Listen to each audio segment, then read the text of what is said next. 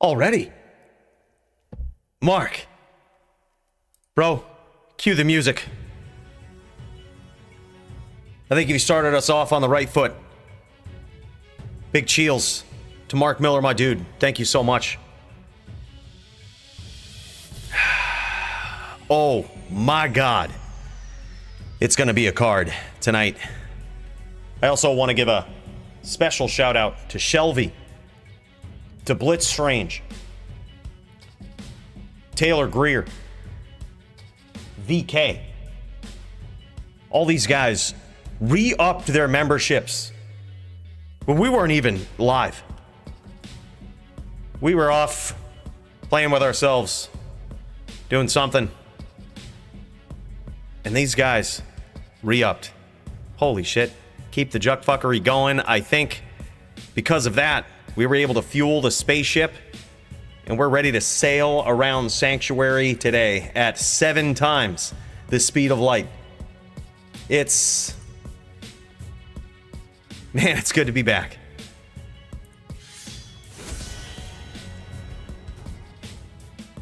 Just like that, we went from the depths of hell back to Diablo 2.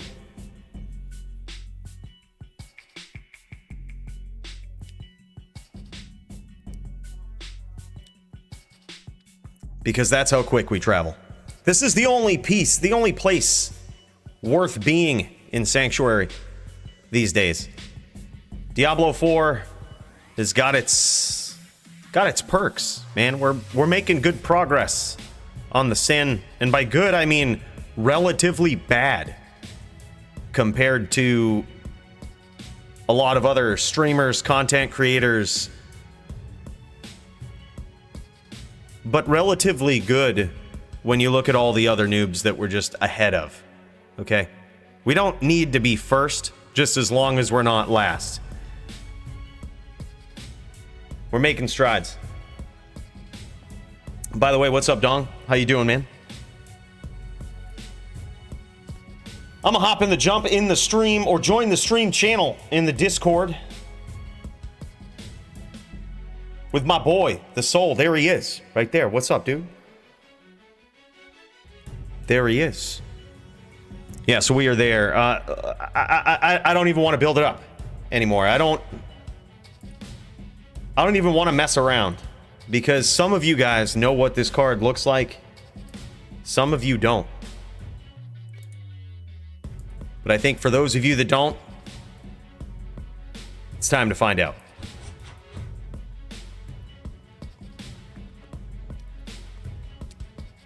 God damn, this one came together. By the way, we also got Toshank up in here. We're going to be looking for a special duel for Toshank. Joined up a little late, but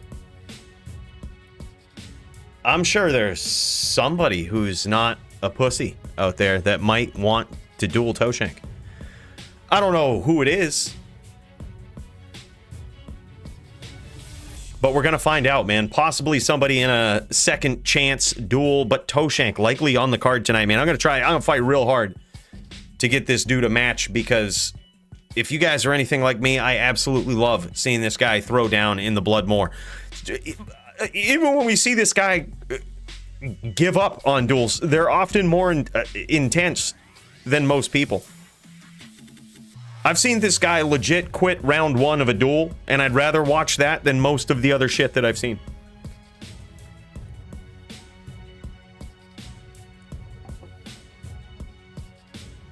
Yeah. Raising an army? Hell yeah, dude. That's what you gotta do. That's what you gotta do.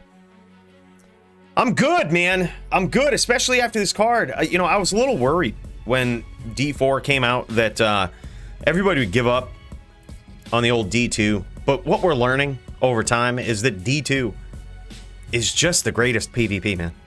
Like, it really is. I actually have to make some edits to my character when we go in game today. As you can see, I have a matchup against Silly tonight. It's not going to be an easy one for me, okay? I don't know what it is. After getting my face pounded into the dirt, whoever makes these matchups should surely give me an easy match. But Din v Drew, this is not something I want to see. This is not... I didn't ask for this.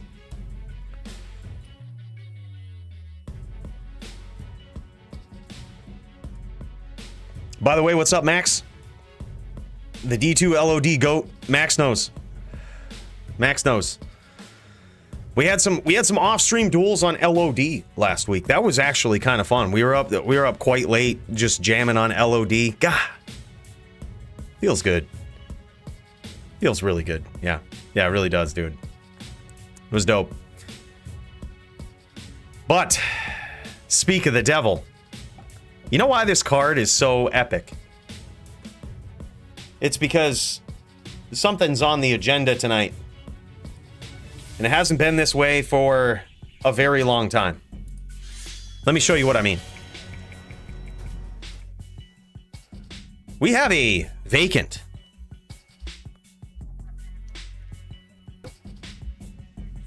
title on the books here, mainly just because of inactivity. We made a under the radar announcement on stream last week. We said, hey, if Riz doesn't show up, we're just going to vacate the title. I'm pretty sure Riz is playing, he's either playing, someone was telling me, Diablo 3, or I think there was some My Little Pony game. I forget, someone, it was one of those two. One of those. But either way, he hasn't been in the DFC for a while here. So what we decided to do was recognize Riz as an eternal champ in the Discord, much like we do everybody who obtains the title, and vacate this for some of the more active players and see what we can do. We got Sound at the #1, top of the ranks, man. This guy has been tearing it up. You guys saw him do the impossible last week. All of the stars aligned. The spaceship was only traveling at 6 times the speed of light because of the lag. And we got bested. Lag only. That's what it was. It was only lag. But it doesn't matter. We got bested Murdered v Murdered against Sound. And this guy is now in the top spot. To say I'm slightly jealous would be a big understatement. But this guy is really deserving of this, has really pulled it off. And his opponent tonight is going to be Zaishik, which is how they pronounce it in Spanish. It's a Spanish word of Spanish origins. But it means max, I believe. Or a whale's vagina, I believe is the exact translation. But these guys are going at it for the #1 spot, the belt, the DFC gold. It's going to be Din v Sin for the belt. I'm actually looking forward to it, man. I think that's going to be a savage matchup. I'm not sure how prepared Sound is for a Sin like Max. Max is certainly different than a lot of Sins that you'll see out there with his playstyle. And of course, as you guys have seen in many of the clips that we've done on the Cooley Live channel with his Sin setups. It's just, you never know what you're going to get. Are you getting the Elephant Sin? Are you getting some weird hybrid? Who knows? You could even get a Poison Boa Sin. I've seen it. I've seen it.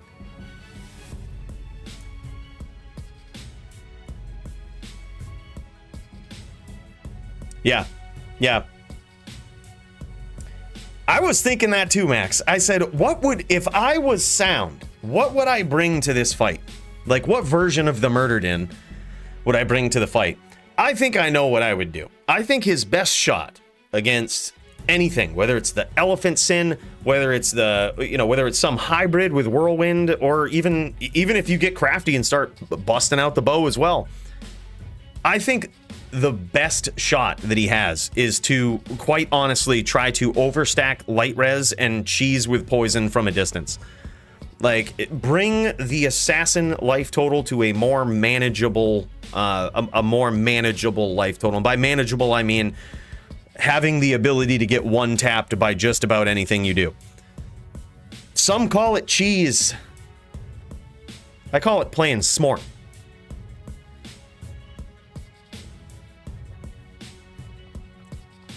Maybe not. But it all depends. Like, it all depends. The other thing is, and what I often say in the Din v Sin matchup is, what other option does the Din have? You know what I mean? The big option, and what a lot of people's counterpoint is that you could just get aggressive with hammers, which is true. That is successful. That is one way to do it if you're good. However, when you go up against a player like yourself, Max, they know how to counter that shit. There's a play style to counter it, and it's almost like it's almost like you're dueling a druid. Basically, that is one of the only times when a Din is getting very, very aggressive and trying to push the pressure. It's one of the only times you'll see a couple of things happen. Either the Sin will just keep ridiculous off-screen distance, or they'll start getting smart and walking down like you would in NVD.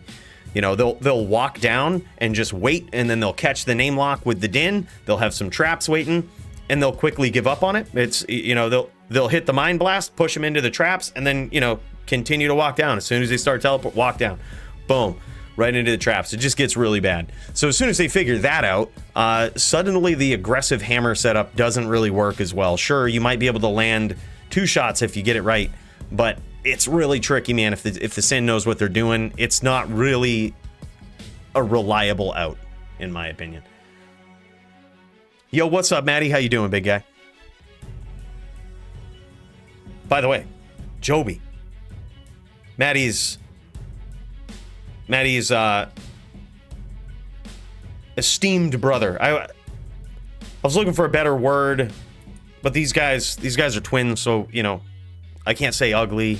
You know, it's then it's like they're twins, you know.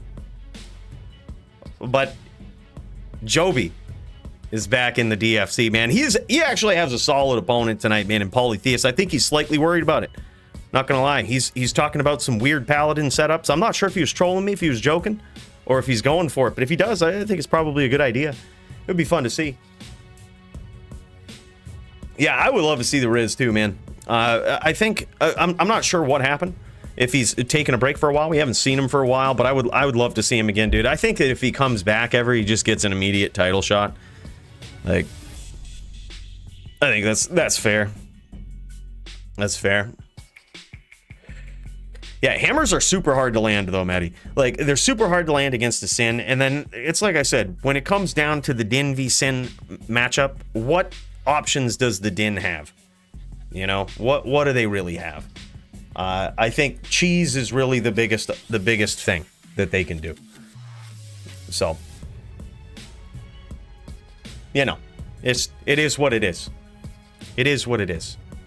By the way, just want to say, RH, my dude, holy, bro, thank you so much. Thank you so much for the dono. Comes out to, well, talk about inflation. 50 SEK. It's a total of $4.81. American, bro. I don't care if it was a penny. I appreciate it. And it keeps the spaceship going. It keeps the Juck fuckery alive. Thank you so much, brother, and a big cheers to you.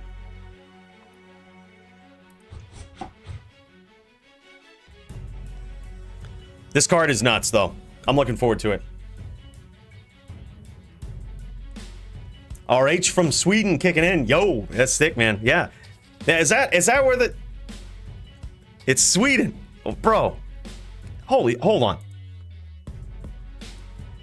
Sweden! Bro, we just flew over Sweden on our way to Sanctuary in this thing. Speed of light 7 times. Beautiful country, man, and I'm pumped that you're joining us from all the way over there. Again, RH, big cheers to you, man. That's sick. Sweden. Joby knows his shit. Joby travels everywhere. He's one of those people that enjoys traveling. He knows stuff. He's like Tyrion Lannister, man. He just drinks and he knows stuff. You catch Joby in your country, he's just going to be drinking. You sit down and talk with him, he's going to be knowing stuff. It's what it is. Sound has a pretty cool build on deck. No way, Primo. You seen it? You've seen it? Oh, man. I can't wait. Sound never fails to impress, man. He's always, even when I went up against him last week, it just seemed like he was a step ahead. Like he had the answer. He knew the build. He's played this for a very long time. And man, he's got it figured out. So I'm really curious to see what he shows up with against Max, man. Max says he's not underestimating him at all. So this is going to be an epic matchup. I really can't wait to see it. I'm super excited. Y'all have to give me, we ain't missing this for nothing. So if these guys pop up in the Discord and they're like, y'all just spam and let me know. Spam and let me know. We're popping over. We checking it out. We ain't missing it for nothing. Yeah, it's going to be good, dude. It's going to be good. But then we also have, I mean, that's the big title fight. It sounds like, it sounds, pun intended, like we're going to hopefully get to see that tonight. That would be cool. Then we got me versus Silly Din v Drew. We've got Serenity versus Dirty. And Din v Neck technically favoring the Necro. But I think if the ping is equal, if the skill is relatively equal, this is actually a fun duel to watch. I actually enjoy Din v Neck. It does favor the Neck slightly, but it's still a fun duel. It's doable for the Din, especially if the Din. Well, I guess I was going to say especially if the Din is on hammers, but I don't really think it matters. Like if you're good with the VT skills as well, you can certainly pull it off. So it's a doable matchup, very fun to watch. But they often end in a train of bone spirits just smashing into the Din, and it's a rather lackluster finish to what would otherwise be considered a skillful round. But that's usually how it ends. Unless, I don't know, we have seen this. We have seen Dirty start using his bone spears quite a bit, man. He's one of those Necros that uses bone spear when he needs to. He's getting real good at it. I think that's an intelligent way to play with a Necro, and especially in the Din matchup, it can be very effective. And then hopefully we get to see Neck versus ES Fireballer. This could be fun. Brandel set up on his ES Fireball Sorceress, hunting for that win with a technical match advantage here going up against GVN, but GVN ain't no scrub. So hopefully we get to see that as well. I think it's, again, technically in the favor of the ES Fireballer there, but I would not underestimate GVN in this matchup. In fact, if I was a betting man, if I was going to place odds to this, I would only give it 51% on Brandel. Like, I actually think it might be 51-49, like slightly in favor, but not much. GVN's a savage. Did he? Oh, yeah. He definitely did. I think he signed up on it last week, too. Yeah, he signed up on a Druid last week and this week. By the way, big cheers to you, Joby. Speaking of the devil, we've got Joby versus Polytheist. Joby, you doing the thing? You doing the thing that you mentioned? You actually doing it? Oh, I actually can't wait to see that. If he does do what he was talking about doing, he was talking about going with an Oridon. I'm not sure if he's trolling or if he's naturally conceding that a VT and a Hammerdin just got nothing on the Polytheist, which he's kind of right. The only way that I could ever beat Polytheist is if I cheesed the shit and stacked up Life Leech and all of this Life Leech, Life Tap, and just charged the bear when I was low. That was the only way. That was the only way out I had with Polytheist. Sometimes I get there, sometimes I wouldn't. But I wouldn't be surprised if he went Oridon. By the way, Benj, my dude. Got to get money lines on DFC. Get that sports book going, bro.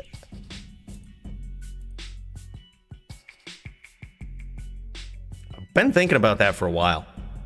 It's tough, and I feel like it would have to be... It's like they do in Vegas. It's not just the numbers. You know what I mean? It's not just the numbers that are factored into it. And I feel like if we're gonna do it, we would have to do it big. We would have to do it correct. And it would have to be proven right over and over and over again. You know what I mean? Make it reliable. So it seems like a lot of work, is what I'm saying. But who knows? With Sound's setup, with Sound's new data display that he's put out there, we might be able to make something happen. We'll see. I'll talk with Sound about it. We'll see what we can get together. But in the meantime, Bench, hey, thanks so much for the 5 spot, man. Big cheers to you. I appreciate that.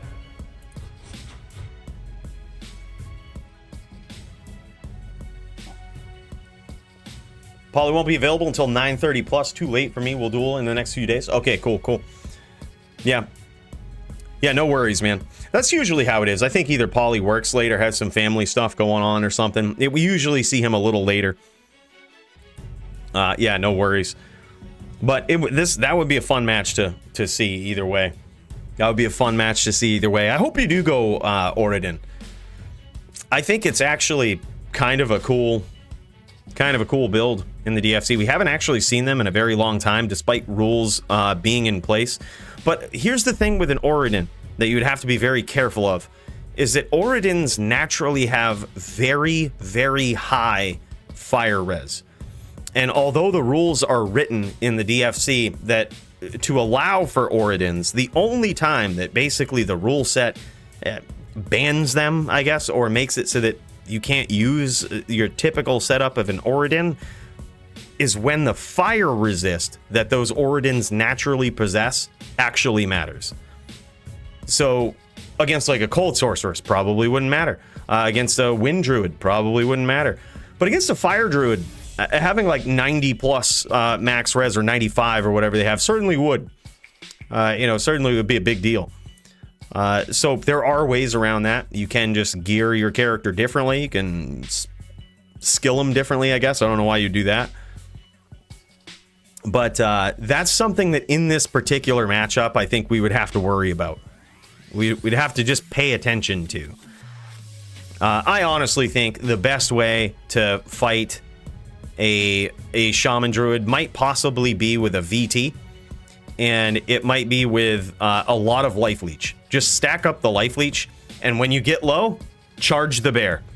Trust me, it seems cheesy. It seems like it's an easy win and super cheesy, but Polly actually knows what to do. Like, he actually fights against that. He'll recast the bear when he sees you charging at it. He'll stop casting bear, when he sees that the paladin's low.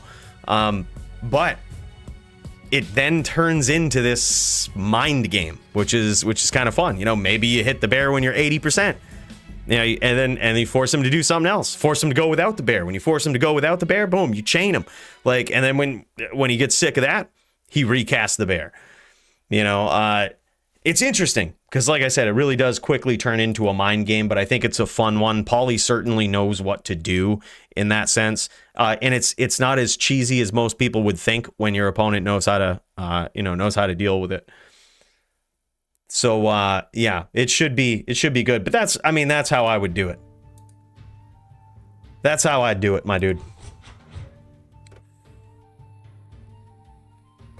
But you know what we got to do? First of all, I got to reach out to Silly. I got to let Silly know that I'm ready to go.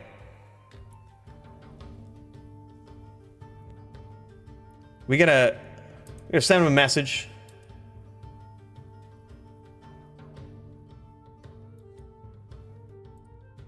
Silly. Yo. You trying to duel on stream? That's usually, if this is your first time in the DFC, or if you've forgotten what to do, this is usually how you do it with your opponent. Once you get your matchup, you find him in the Discord. If you're having trouble finding him in the Discord, you should have access to the DFC channels now. As a DFC combatant in the Discord, you should have access to those channels. You can either try to tag them there, or tag one of the moderators. They'll help you find them, help you track them down. Then just send them a message. Ask them if they're ready, if they're trying to duel on stream. That's always how I started up. Bro, I hope so, man. I hope so. I hope D2R gets some more content. I hope it gets some expansions. I hope it gets some love, man. The way that I see it is this game is no longer LOD. It hasn't been for a long time. There's still some, and I say a very small number of people out there who are D2 purists. I am not one of them. I say make this game as expansive as you'd like. Add some items in there. Really try to switch it up. I would love to see it, man. Let's keep our fingers crossed for that, shall we? In the meantime, this is what we got to do. Let's pop over to this beautiful game. We gotta get Druid ready on this din, man. We gotta get Druid ready. I'm pretty sure I'm going up against a Windy, but it could be a Shaman. I don't know. But either way, the game plan doesn't change. It's a pretty similar game plan, actually. Yeah, so we got to get this ready. I actually, ever since the rule change in the DFC as well, I don't even think I've retokened this guy. Like, yeah. I'm digging the small changes and new viable char types. I don't know about 2 new chars, though. Too much potential for Blizz to mess up there. Oh, and like, yeah, if they... Yeah, 2 new characters, like if they did it like they did in the expansion. Yeah, I would agree. I think at this point, it's very clear. It's very clear to me. If it isn't clear to you guys, I would highly suggest playing a game called Diablo 4. If you haven't played that, try it out before, you know, weighing in on what I'm about to say. Blizzard's ability to balance classes is very lacking. I'm not sure how they go about it or what they do, but it's practically non-existent these days.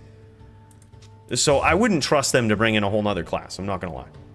Yeah, balance darts. That's probably what they do. They have a meeting about that shit. It's balance darts. Yep. Apparently nobody could hit the fucking rogue this last patch. Nobody could hit it. Rogue must have been the bullseye or something. Everybody, they put Rogue at you're fucking right, Max. That's exactly what they did. They knew Rogue needed a nerf, so they put Rogue on the bullseye, but that was stupid because that's the hardest one to hit. And then all around it, they had like Necro, you know, they had Barb. Apparently people can't aim. They kept hitting the Barb. Like, oh, man, it was bad. It was really bad. Yeah, Paladin is underbalanced, I would say. It's probably one of the weakest classes. It used to be one of the weakest classes only in PvP. However, with the recent changes in D2R, such as the changes for the Mosaic Sin, you know, the Sunder Charms, many other things that they've done, and especially with Terror Zones, right? Paladins were good at farming very specific areas before. Especially with the Terror Zones where you kind of have to be required to farm everything.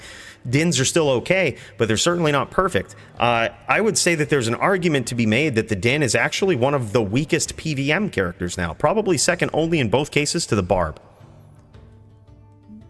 I would say second only to that. You name another character, I can promise you they're better at clearing Terror Zones and leveling in the current meta for D2R. Can promise.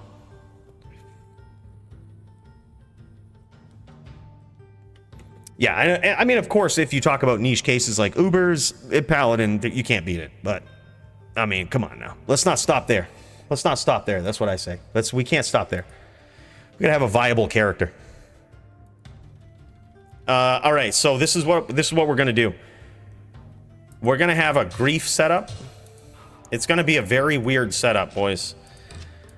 It's gonna be strange.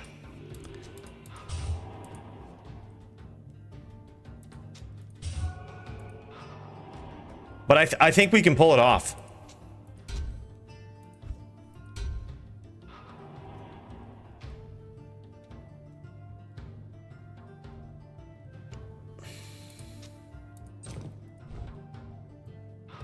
I think we're looking good, right? Hold on, what's the cast? We got 125 cast like an absolute champ. Boys, it's like I've done this before. It's almost like I've done this before. We've got massive DR. We got the 125 cast. We didn't really even think that much, to tell you the truth. We didn't spend a lot of time thinking. We just spent a lot of time drinking and fucking moving items around. It's like riding a bike. You get back on D2, you don't have to think.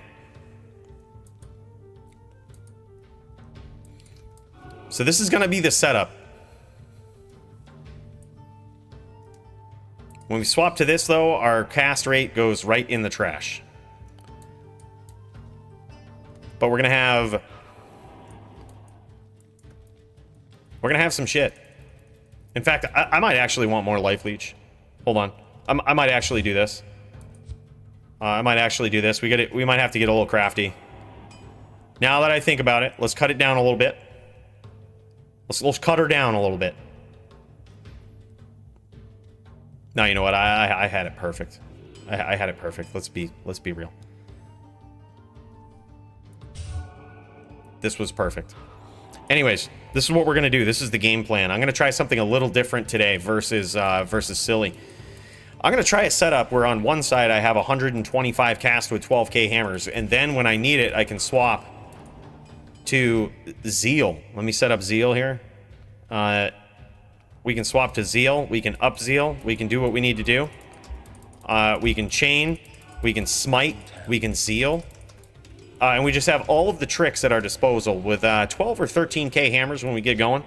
I actually like this setup. It's kind of something new I've been experimenting with a druid. And by experimenting, I mean I had a dream about it once and I said, that's a good idea.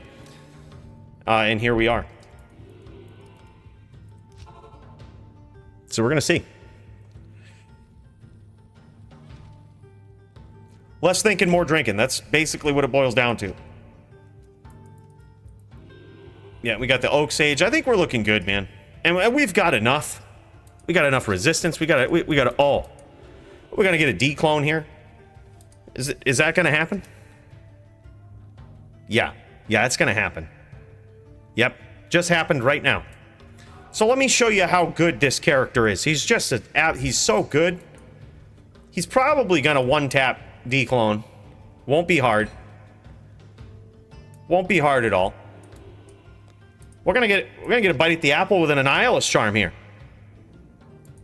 See, it's just the blessing of the world. When you build a good din, when you get creative, the game rewards you and says, hey, nice job.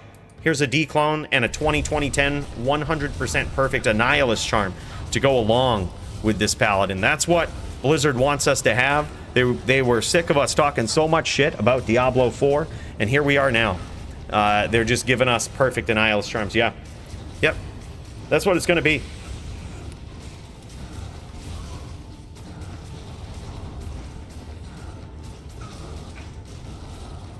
Yeah, so I said this was going to be a one-shot, but don't worry, it's a PvP character.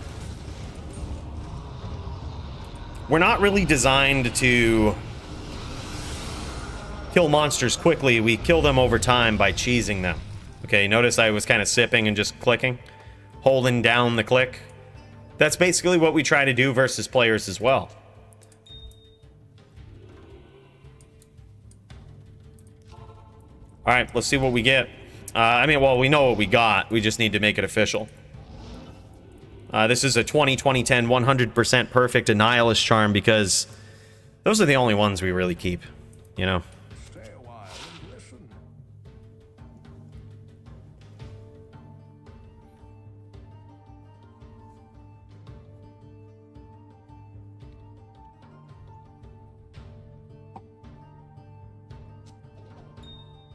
You know what? You want one of those, Far? I figured you did. I figured you probably did. She was looking like, you know, she didn't get enough love there in Act 2, so we're gonna sell that. It wasn't perfect. I mean, you can't downgrade, right? We're not gonna downgrade.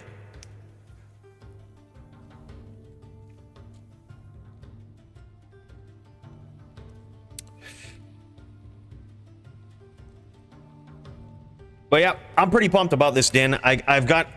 I don't know if I have a lot of faith in it, but I'm gonna try it out. I know it's simple and I don't have to think much, and that's exactly what I'm going for. So we're gonna see. By the way, if anybody has a druid and they'd like to help me practice in said duel, don't hesitate, man.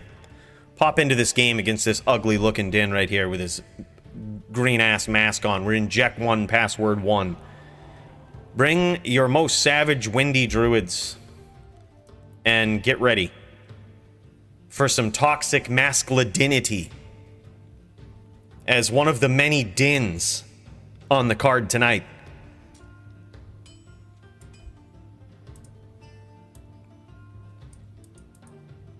Hey, there it is.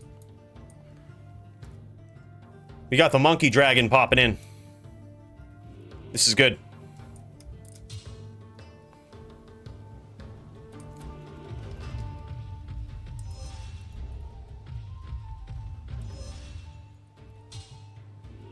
I feel like we're looking good, right? We got good DR. We've got 43% DR. I mean, it's okay. It isn't the best. We can swap back and forth though without losing our oak because we're smart like that. We're smart. Chat on Gamebug. Oh, okay. All right. Cool. Cool. Oh, that's Javier. What's up, dude? Yeah, this chat is so bugged. Hold on. Let me try to make a new game. Actually, I might have to. I might have to exit out. 1 second, dude. I might have to exit out because sometimes you have to exit out of Diablo. Fucking shit is weird. We're firing it back up. I mean, you can tell D2R is getting the love and attention it deserves in spite of D4, and I'm happy about that. Chat bug is back. Spam bots are back. And it's a good fucking day to be alive.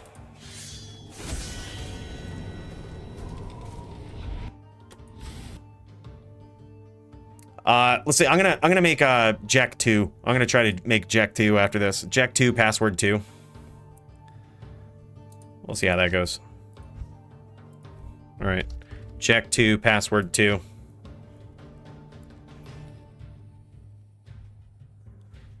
Yeah, the entire game, dude. There were so many people that were telling me that they went back to D2 and they started getting not only chat bugged, but the games would get bugged. They would get fail to join messages all the time. Like, game is fucked, man.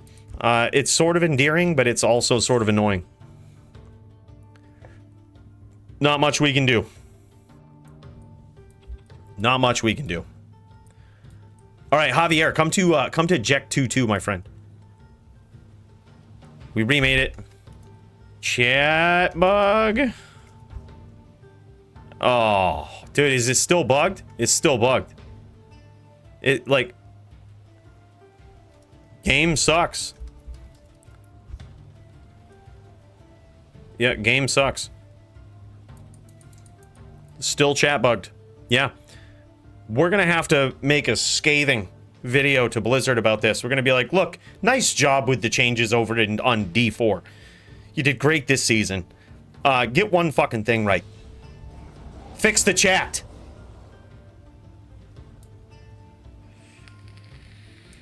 People not loading BNet friends list properly? Shit. Oh, damn, dude. Bye. All right, so we could say this. Follow me. But we'll just say, like, follow me to say go. Like, we'll just do it like that. I guess that will be go. We'll just stand in close proximity to someone.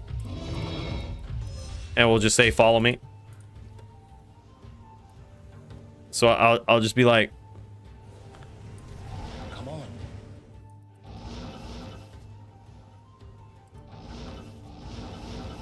Follow me.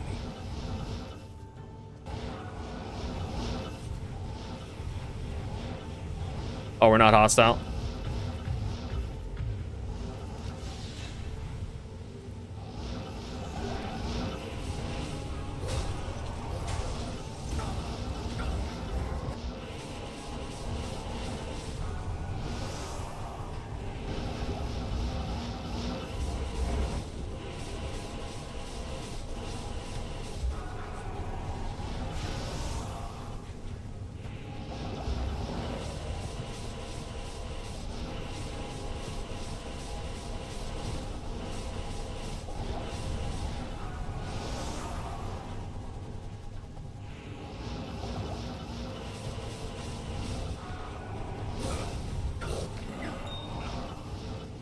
One NATO, 98%ed with 50 million DR. All right, we got to play. We got some lates in to do, boys.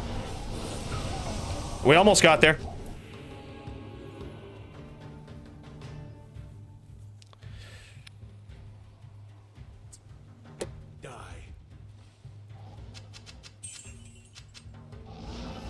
I think we got hit 5 trillion times. I was counting up until about 1 billion by that one NATO. I lost count after that, but we got hit about, I'm gonna guess, somewhere in the trillions by that one NATO. It's crazy. Crazy.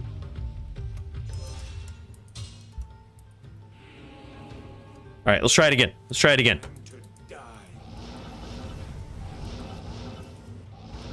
Come on.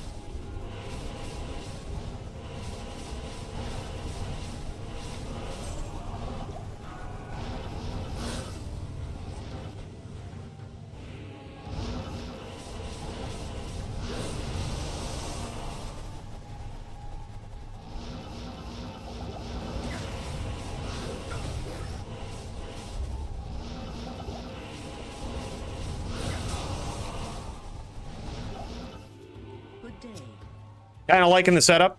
I'm kind of liking it.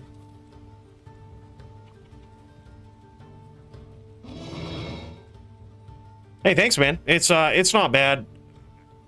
It's not bad. It just makes it so, yeah, here, let me swap over so you can see it. It just makes it so that if we end up on, like, if someone cuts us off and we find us in those very awkward situations where we're trying to battle orders and people don't give us enough room, we actually still have a very vicious hammer, like +4 to hammer. So we have basically +4 to skills on the CTA in case we get caught in those awkward situations where they're not giving us enough breathing room to bow. I kind of like it. It's very situational, but I think it's cool.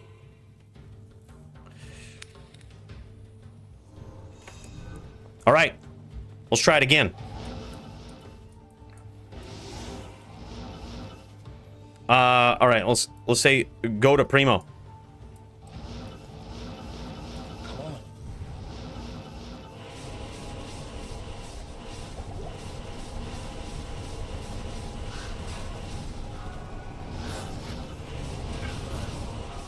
I don't have bow up.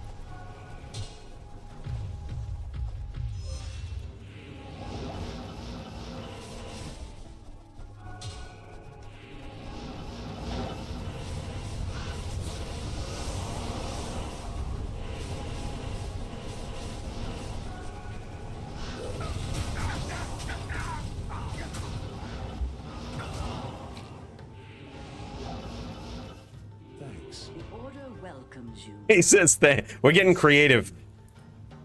Goodbye. That's a bad one to say. Hold on, what should I say? Time to die. We should say Retreat. You know, we need a good one that's like not condescending. Oops. That's a good one. Oops.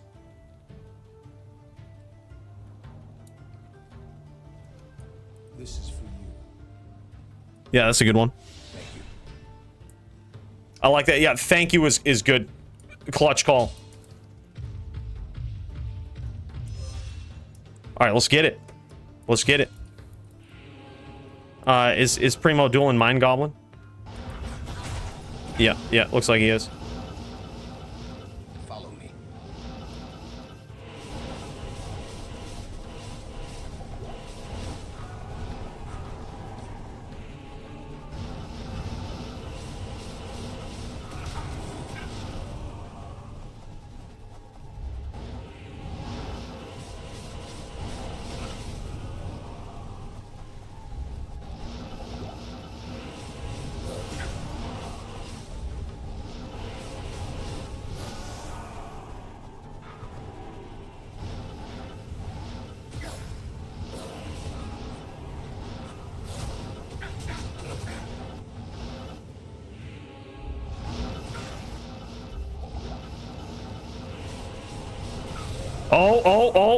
Oh, I think that was good. Those are some good hams.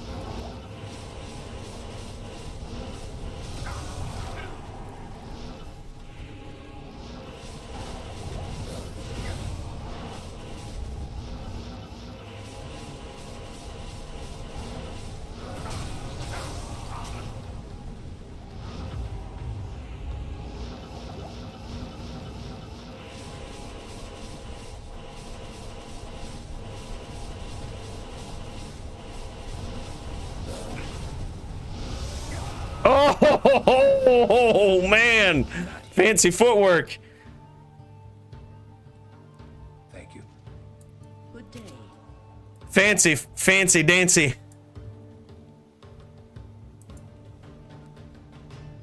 Fought Javito last week. Oh shit, dude. Oh shit, my bad. My bad. Shit, bro. Hold on. I think we had you on there twice either way. I think I put it on there because I wasn't sure if it happened or something. I thought there was a method behind the madness.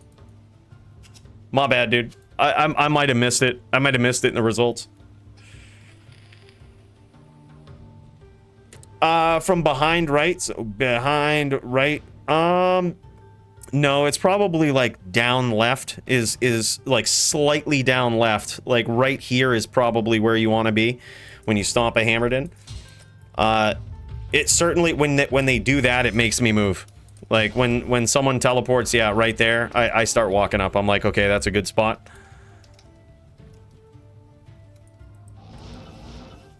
Oh shit, my bad, dude. My bad. Yeah, we'll just get that in. You guys, if you want to, we forget about that. We'll try to get Javito a different match. Maybe we could get. Let's see. Let's see what we can do. He's on Sin.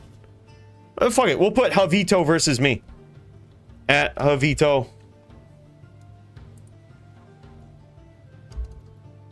Sorry about the duplicate match.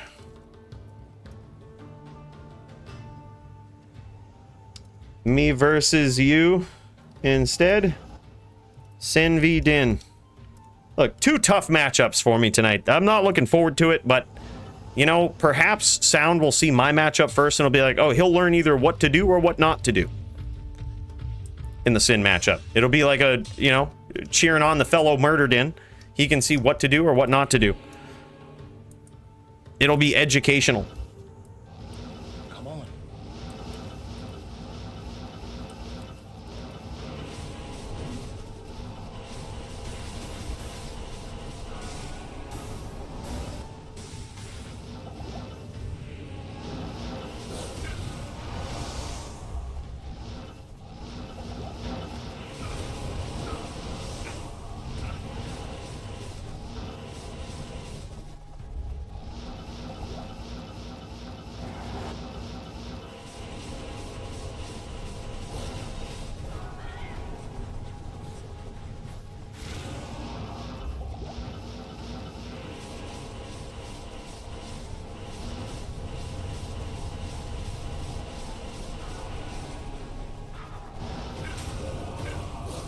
What? Was I not attacking there? What just happened? I had a sneaky little lock. I held the name lock with hammers and was able to weapon swap and get a sneaky name lock. But then when I stomped, I like stopped attacking. See, game doesn't reward ingenuity. Game doesn't, it no longer rewards creativity. Pure hammered in skill. It no longer rewards it. It in fact punishes it. Oh, that's you?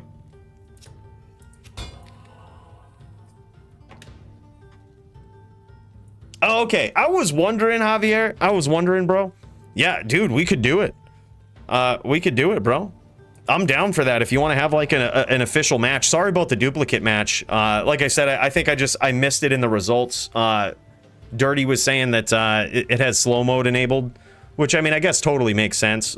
I can see why he did it, but you know, I can see why Shirley must have put that in there to discourage people from having arguments in the DFC results section. That's why we had to make the DFC results section in the first place, is because like people just started like talking in there, and it was just like the most ridiculous shit.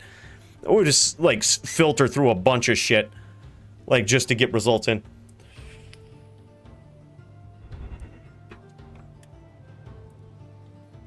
Well, I mean, it's obviously gonna have to be me. I mean, I gotta work my way back up the charts somehow, Dirty. So it's just gonna be me versus everybody tonight.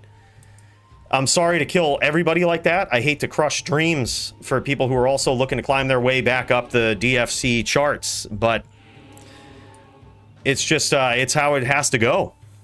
It's where we're at, I guess. I'm totally down for it, though. Yo, PM me, all right, hold up. Silly just responded. Yeah, man, just has to be around 8:30, maybe sooner, depending on wife and kids. No prob, dude. Take your time. Let me know. All right, yeah, let's do it. Let's do it, man. Oh, shit, dude, that's totally right, actually. No. You know what? Toshank? Dirty. Everybody wants to see the rematch of Toshank versus Dirty. Bro, I totally forgot about that. Toshank, thanks so much for the heads up. I totally forgot, man. Slipped my mind. I was in Din mode, and everything was about me for a minute.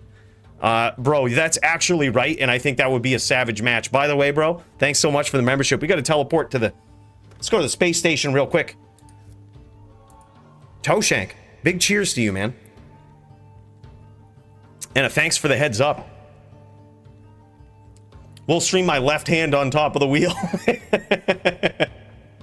I'll duel Dirty's Druid one hand. Neck v Druid. Ooh. Ooh. Now that right there. That would be an interesting match. I think I'd like to see that. Will you let him have 3 wolves though? Or is it gonna be bear only? I feel like the matchup gets a little necro-sided when people choose to go bear only. It gets a little necro-sided, which I'm not sure if I'm okay with or not, or if I'm like, you know, if I like it or not yet. But druids are kind of powerful. But either way, what do you think? Either way, let me know. That sounds like a great match. We're actually going to change that. I'm actually going to put that down right now. Dirty. Let's go at Dirty versus Toshank. New match on the card. There it is. Perfect timing. I'm so glad you actually said that. Thanks, Jess.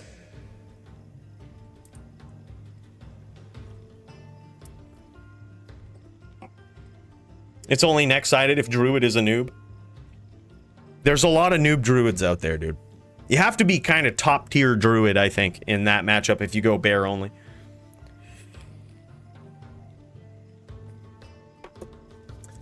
Oh, man.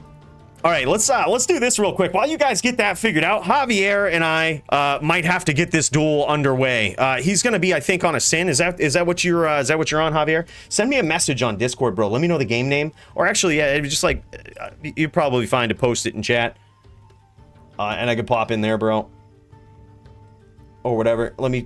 Whatever works for you. Let me check my messages.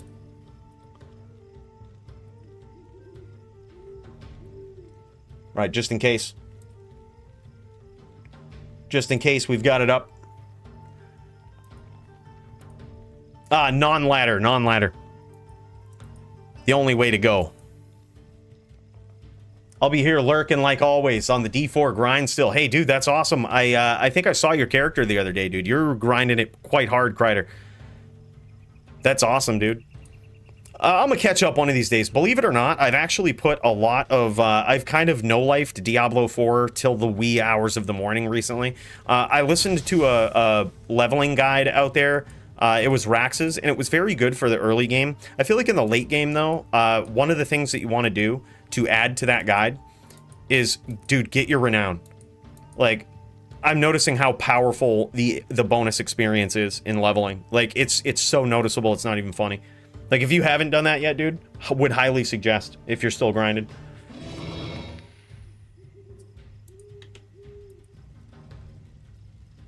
Full renown.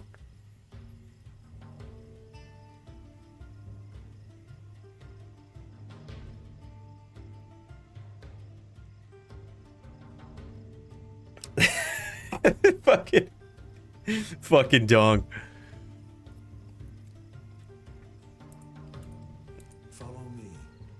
Yeah, that's about what level I'm at now. All right, let's see what we got going on here.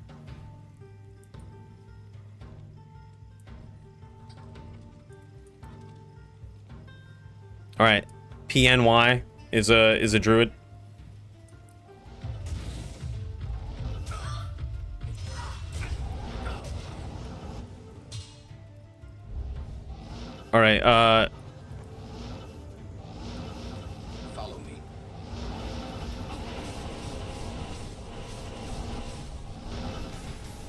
All right, maybe these guys are dueling?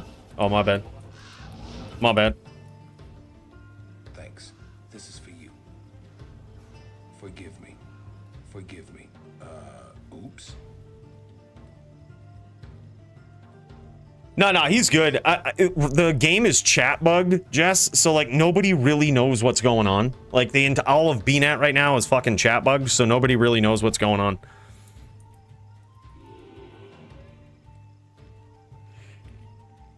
Yeah, Rogue is the way to go, dude. It's the only one to play this season. The rest of them suck. The rest of the classes suck. Come on.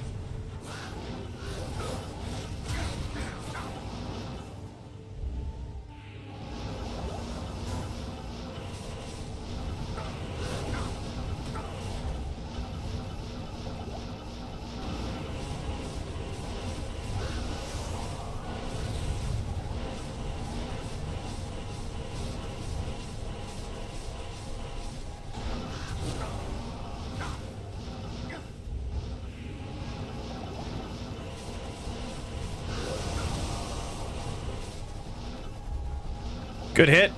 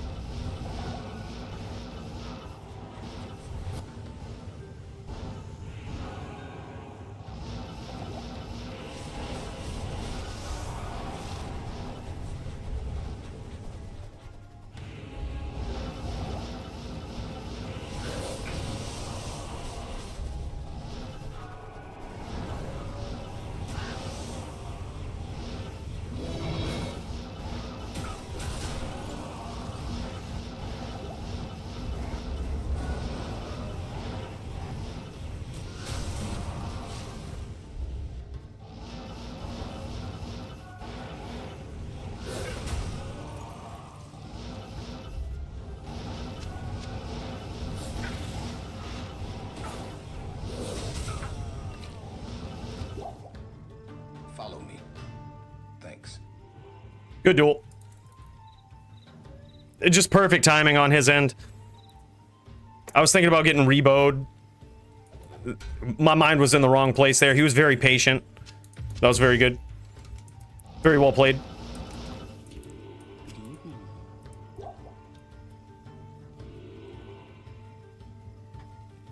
Yeah, good enough, dude.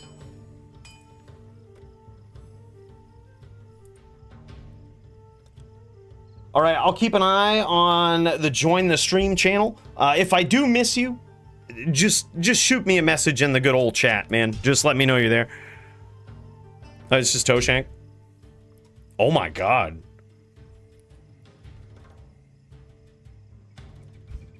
Holy shit. Holy shit, bro.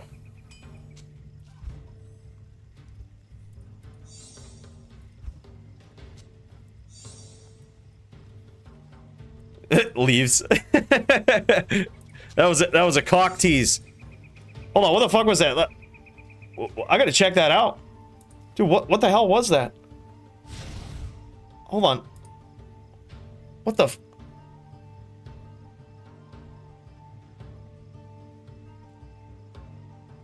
Holy shit. Bro. That was sick. Paid 4.5k from Gators, got a good deal. Holy shit, bro. That is a good helm. That is impressive. And it looks like it's got not 240-15s in there, but enhanced damage IAS jewels. That thing is sick, bro. Yeah, that's nasty. Can't wait to see it, bro. That's gonna be sick, seeing that helm in action.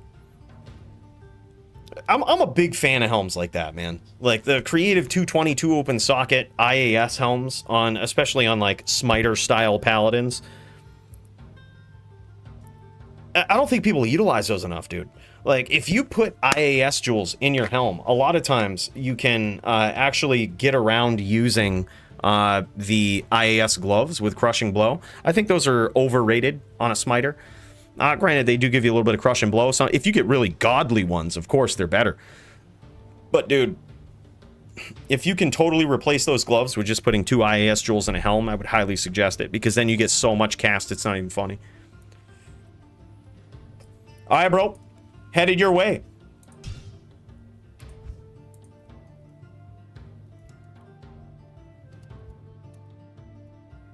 All right, let's do it. Me and Javier. I believe this is Sin. I believe it's Sin. Yeah. Yeah. Sin v Din.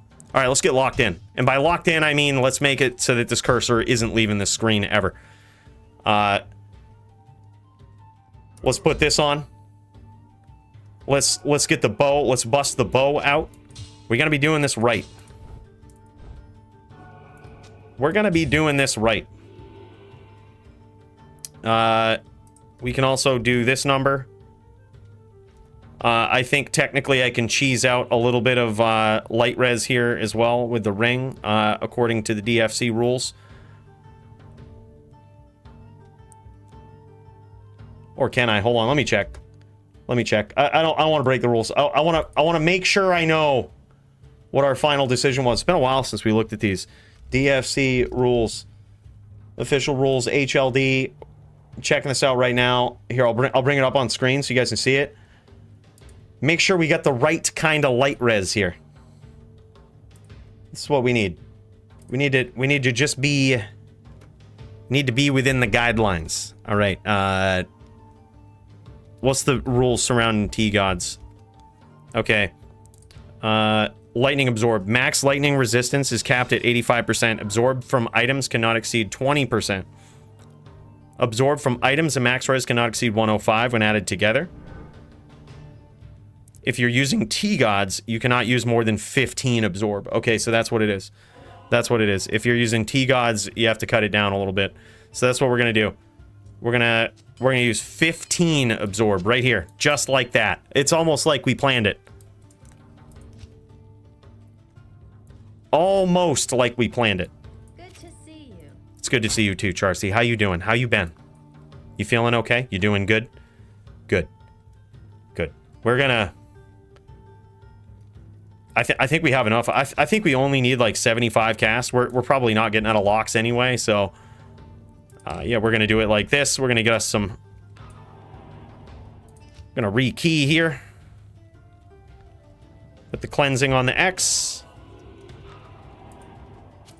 Get restatted here for the sin. I don't even... man, it's been so long. I got adequate light res. If he's an elephant sin, I think I'm still okay. I think we're looking all right, man. We're gonna try it.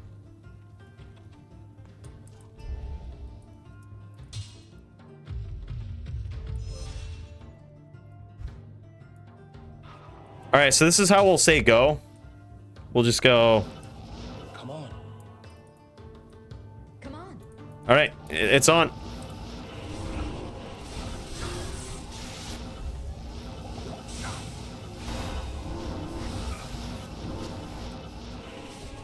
All right, let's get in the zone. We gotta lean forward a little bit. Get in the fucking zone. Sin is not an easy matchup, boys.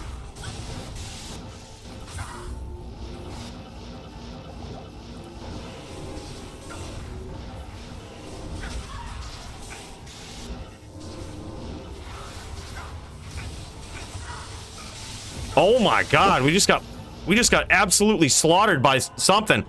I don't even know what.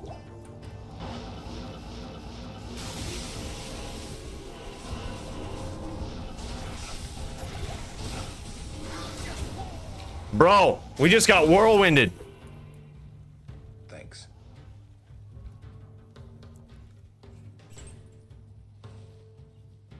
Okay. Okay. All right. Not here. Okay. The order welcomes you. Okay. Okay. Okay.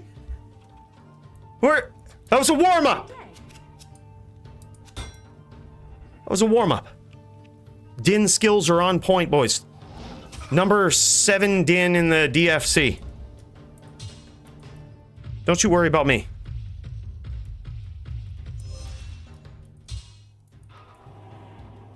Follow me. Come on. All right, let's do it.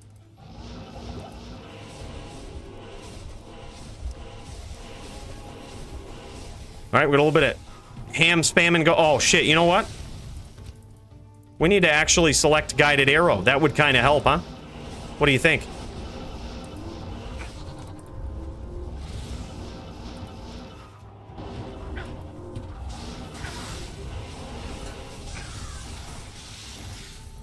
It is a little bit risky, but we can probably encourage him to come in a little bit.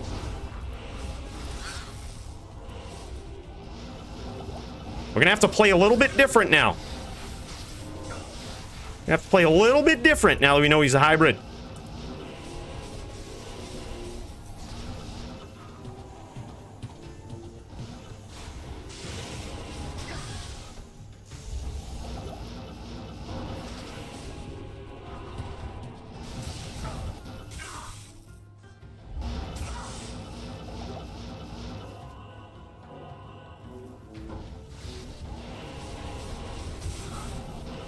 We might have landed hams there.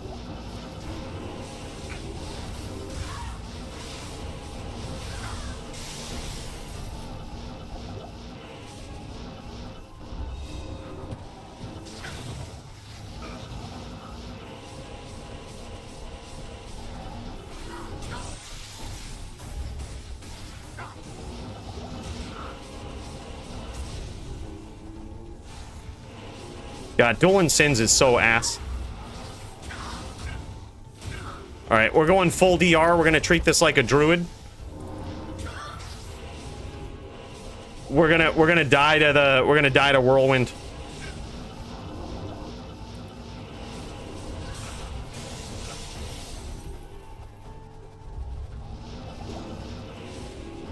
I guess the other option too is, I think I know. We're gonna have to make a lot of changes to this.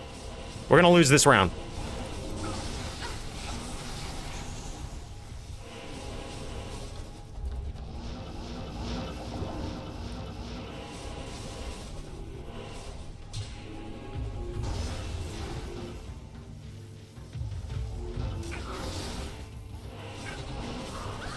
And by lose, I mean losing is subjective. Losing is subjective, boys.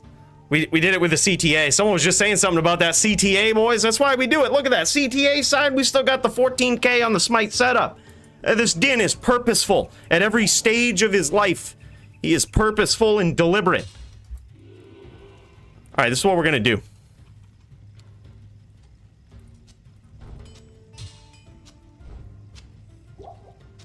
That's how we're gonna approach this situation. Completely fair, completely GM.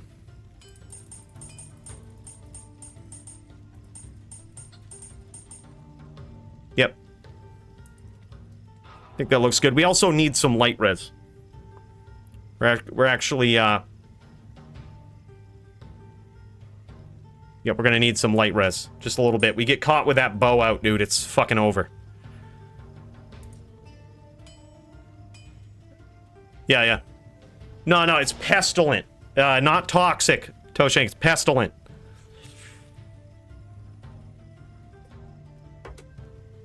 I still need to keep adequate hammer damage up, though. So I almost don't want to go full. I don't want to go full retard on this. Like, I want to present adequate hammer damage as well. Like, probably 10k is good. 10k is good, and then let's not go full retard down here either. Let's go,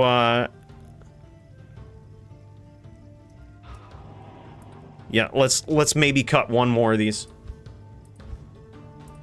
One more of these for a light res. Yes, only semi-retard. Actually, we're gonna have to go two more. All right, semi-retard. Way better. We still need adequate hams, and if we get caught with CTA out, we got 12k hams. I feel like that's still adequate. I feel like this is certainly the setup we'll go with.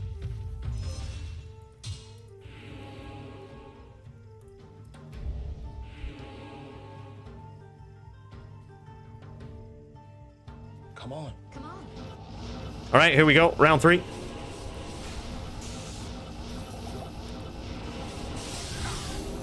I still have Grief, which is a big mistake. I need to have Astrions.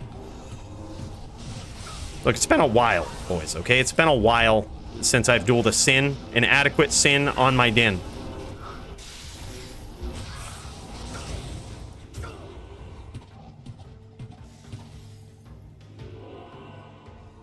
Let's just cleanse off this poison, shall we? Okay.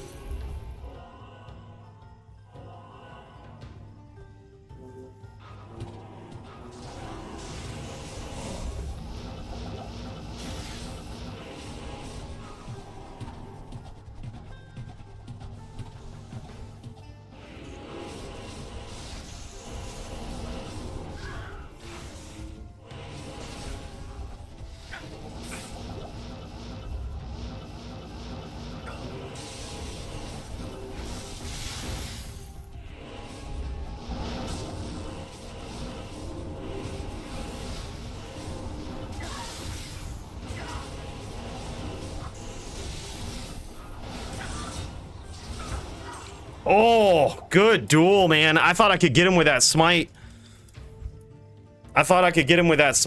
That's another thing I don't really want to give up, I guess, in this duel is the smite, but it procs venom, which is very bad for our poison. So unfortunately, I do have to swap out to Astrions here, but it's kind of good because then if I do smite him, it slows him.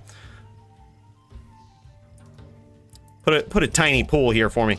I'm a din, boys. Calm down. I'm a din. We can do this. It's in the rule set. Dins can cheat. It's all but in the rule set. Good evening. Why do you think we officially renamed this episode to the Din FC? Yeah, I think it might be Jess playing for Javier. I think they fucking finagled that shit. Jess just ghosting on everybody's accounts. Just absolute savage. No, this is I'm kidding. This guy's good, man. This guy's good. Yo, what's up, Doom? How you doing, big guy? All right, where's he at? Come on. Come on.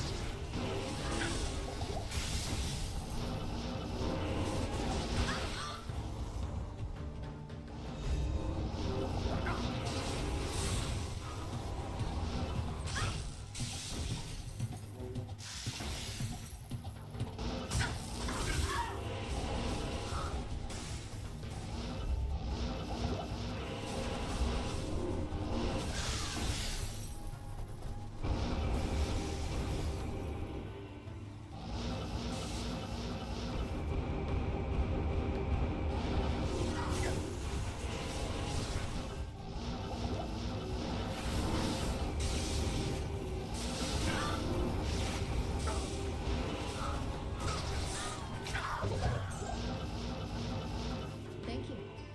GG. Thanks. The order welcomes. All right, what is it? It's 2-2 right now, man. This is a back and forth. Good to see you. Yeah, I would say so too. I was sitting there hoping he would come in. I think there was a big opportunity for him too there. I don't know what I was actually thinking in that moment, but I just kept shooting arrows. It probably wasn't the smartest move, but at least I didn't get punished for it.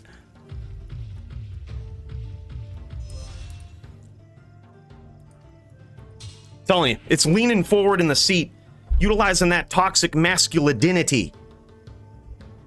That's what we got to do. Yeah, I don't think he noticed that we had the lock. I knew so many of those arrows hit him. Yeah, oh, and that's what you mean too. He wouldn't have taken those. All right, here we go. Round 5.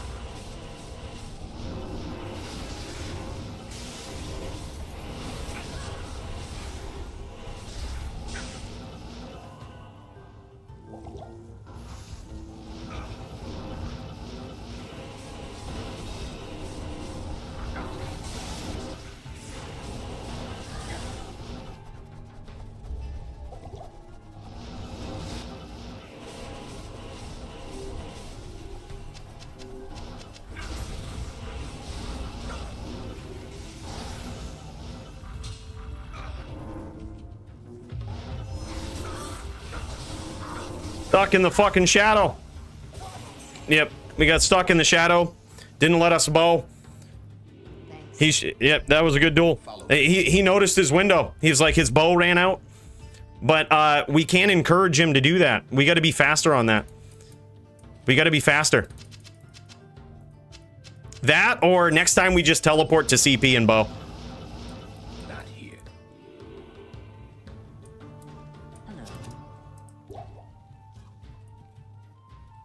Yeah, that was bad, because now he knows he can just kind of kick back a little bit. So I think that changes the game plan for this strategy. Like for this round, the strategy for this round. I think that we have to plan on him kicking back and waiting for bow to run out. So in which case, I think we're actually going to do this. We're actually going to go here.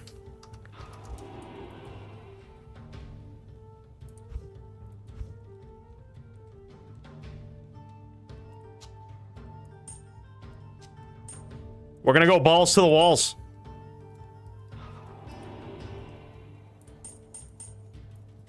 Put those balls on el walls, as they say in Spain. It's not the prettiest, but it's gonna have to work.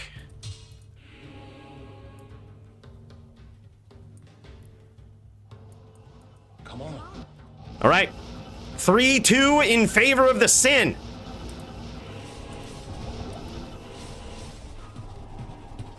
All right, so we're gonna kick back a little bit and just be super... Yeah, we're just going to be... Just look for very, very small windows of opportunity.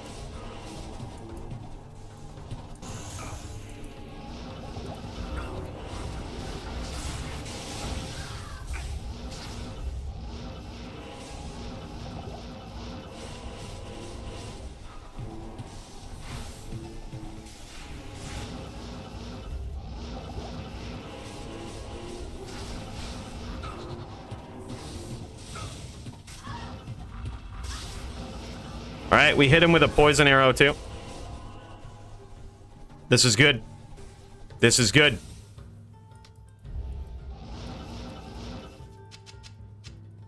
Let it do its magic.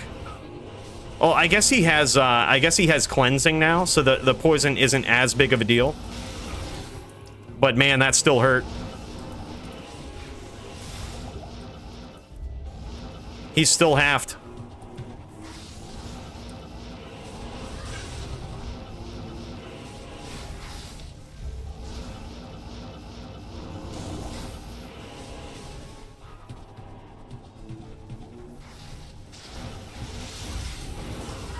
Got him again.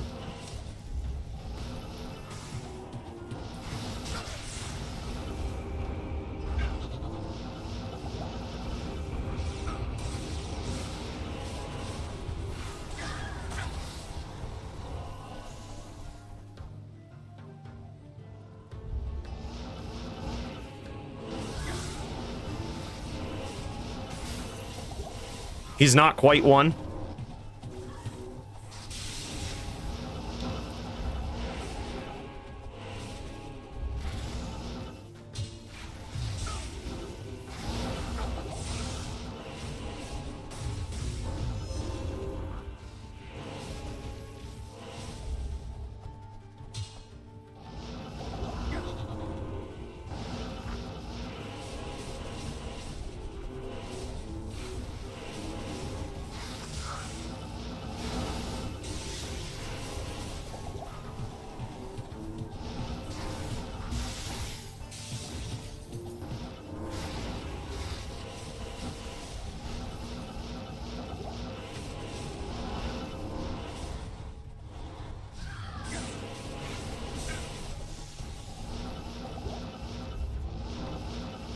He got so lucky with that claw block right there.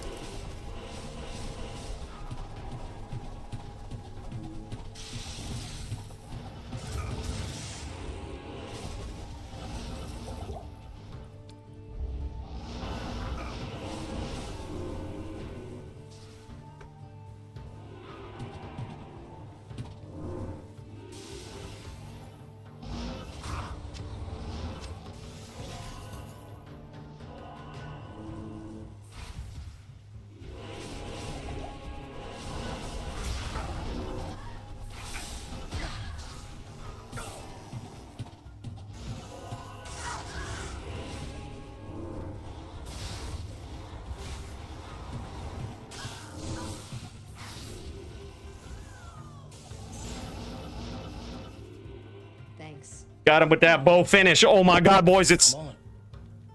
3-3. Whew. What a duel, man. What a duel.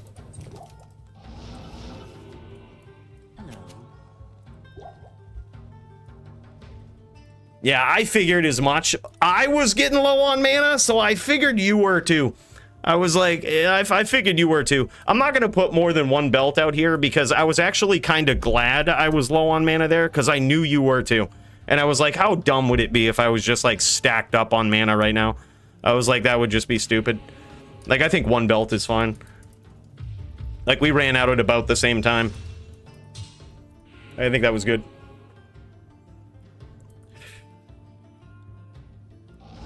Not here. Good day. 3-3, boys. It comes down to this. Come on.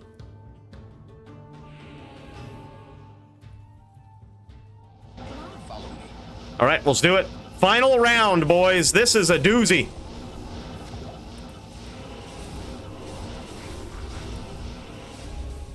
I think we kind of succeeded that time in discouraging him from kind of draining it out too long.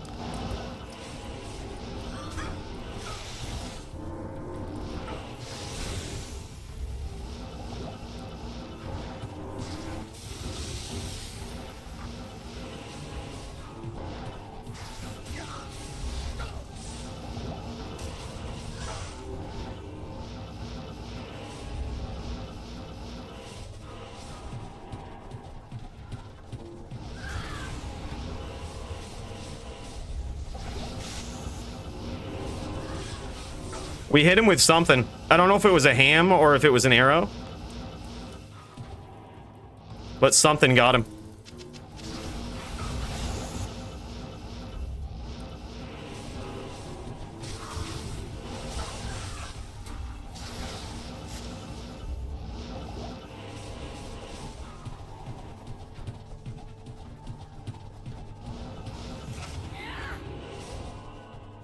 Caught us with a bow out that time.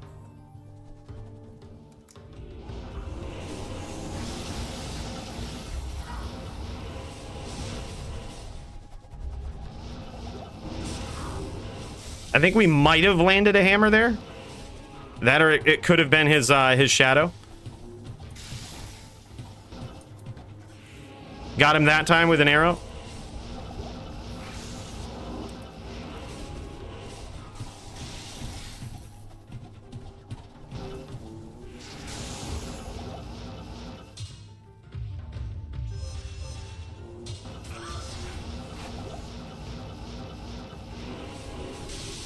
Good trap placement.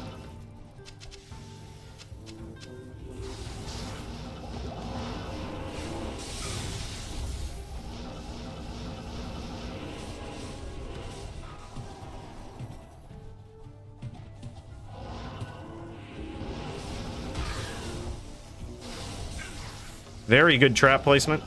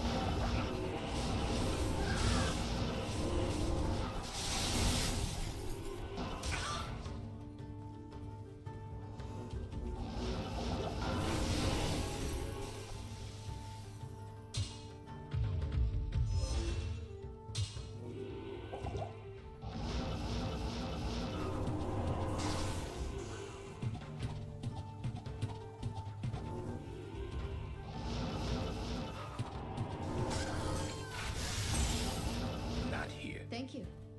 Good duel, man. I could tell he was kind of out of mana there at the end, which felt a little bad, honestly.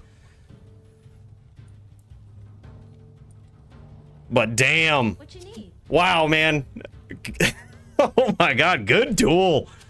So this is what I was talking about for a setup that I was hoping that sound might do against Max to see how well it does. I honestly think that with the way that a Din has to duel a Sin, it's probably the best way to go. We did land some hammers in there, but I don't think it's the main way you're going to hit a Sin. I have this Astrions, which a lot of people don't use, and I think I did like a clip of this video at one point, like that I use for Sins. Like, we just try to poison the shit out of them because it's really the only thing we can do, which forces them, like, so for in this instance, it actually forced my opponent Javier, it forced him into a plague setup, which makes it so that his attack speed isn't as fast, and I can actually capitalize on the slow from Astrions at that point, which slows his trap casting down a lot at that point, like dilapidatingly so. And then, you know, so the poison doesn't do a devastating amount when he's prepared for it, but it forces him into another setup. So I think it's equally as good just having that. We took off the helm that has the damage reduction on it. I usually wear this against Mind Blast, but I think it was just better to have attack speed with the bow. And that's how we did it, man. We had the 220. Probably could have had a better amulet there, but that was basically it. You might be wondering, hey, why so much Sorb? Trap Sins are extremely powerful in the patch, so we actually had raised some of the rules. I think it actually feels fair, honestly. Like, you still get hit with a trap, and it feels like it did post-patch, like, or pre-patch. Sorry. I think it's okay. The only thing that really sucks about that and having to have that rule in place for Sins is that, and actually that's another thing I wanted to do. We should do that right now, actually. Is make it so that rule only applies to Sins. Only applies to trap Sins. Hold up, DFC rules. But anyways, like, you can do that because traps just hit so astronomically hard now. It's not even funny. Like, they're on a whole different planet. As if the Sin wasn't good enough before, like, wasn't top tier build enough. Like, it's just now, it's just on a different planet. So yeah, hold on, I'll show you guys what I'll do. We'll pop over to this.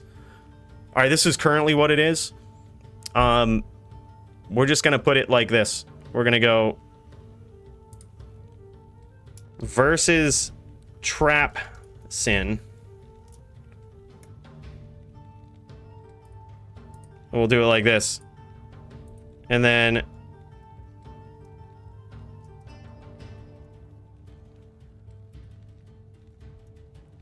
max res and percent absorb from items cannot exceed 100 when added together unless you're dueling a trap Sin. Then absorb away. Then BM the shit out of them. Take everything you can, all the Sorb. Put on lightsaber. We want to see T-Gods, dual wisp. Throw all of that out the window. We should just stop here, right? We should just do this. Unless you're dueling Sin.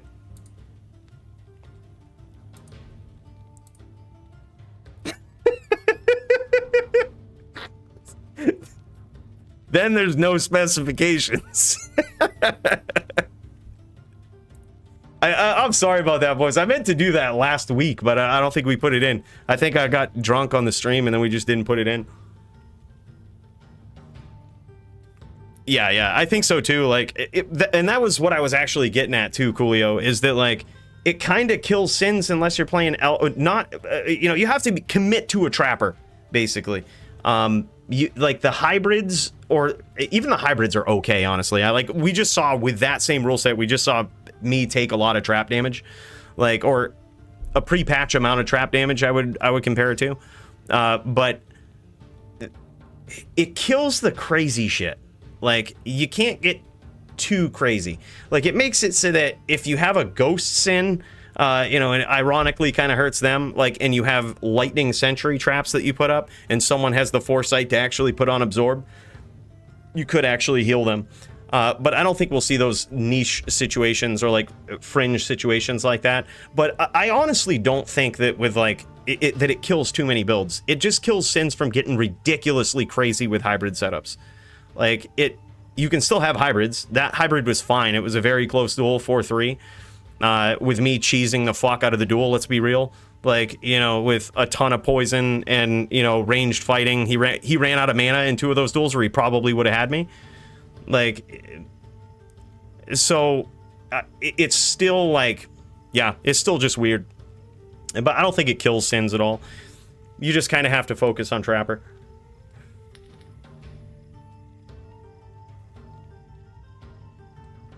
Yeah, I mean, it might be Magitech for when it comes to like comparing damage to actual pre-patch damage, but here's the only thing about that and why we don't do it is because it's very difficult to explain that to new players, right? So like, let's say somebody joined PvP for the first time in Diablo 2 and they were like, wait a minute, how come people are calling my build BM and asking me how many points I have in trap and all of this? Like, it doesn't make any intuitive sense to do that, like if you're just playing through on the game. But what makes intuitive sense is adding absorb to your character. You know what I mean? Like that really doesn't have to be explained. People like can pick up on that through playing the game and they can understand how powerful it is. So instead, that's why we change it on that end. I think it's pretty comparable. We tested it in a few different tournaments first and like it seemed okay. We tested it just in regular private testing too. It seemed fine. And that's the same reason why we don't do that with Bone Spirit. Like, this same reason we don't limit spirits or points that you can put in Bone Spirit, because it doesn't make any intuitive sense to anybody picking up the game. Like, instead, like, for a while, we just limited what a Necro can do, but a Necro's just been given back a lot of shit, and it's very simple with a Necro now. You just can't use you can't use Clay Golem. Like, which makes sense. Like, if you're a new player, you're like, oh yeah, Clay Golem slows people down ridiculously. Like, there's a cap on slow. Totally makes sense. You know what I mean? Like, it's kind of cheesy. And now I think the Necro is one of the healthiest classes in the DFC. But I also think Elephant is a valid build that shouldn't just be banned. Maybe just situational rules with it. Maybe. Maybe. Yeah, it's tough, dude. Like, also what we saw last week was the oh, what is this? Was the sheer dominance of the Sin. The Sin is currently at a 75% win rate. Oh, look at this. Wow. Thank you. Holy shit. This is actually a really good Libby. You giving this to me, bro? Javier, you giving this to me, bro? I will totally use this, man. This is a really good Libby helmet, and at first it kind of looks like it sucks because it has min damage, but according to some testing in the LLD community, it's possible that min damage is not debugged. So yeah, dude, that's awesome. Bro, thank you so much. That's cool. I'm gonna put that to use. Bro, that's dope. Good duels to you, bro. That was sick. That's sick. Damn. Damn. A little LLD helm out of it too, boys. But yeah, what was I saying? What was I saying? So do I get to do? Are you on the card? Did I put you on the card? Did I fuck up? I think you're on the card. Well, let's check it out. Let's check out this card. Let's head over. Jump in the spaceship. We're gonna teleport. Move 7 times the speed of light over onto the browser. Let's check it out.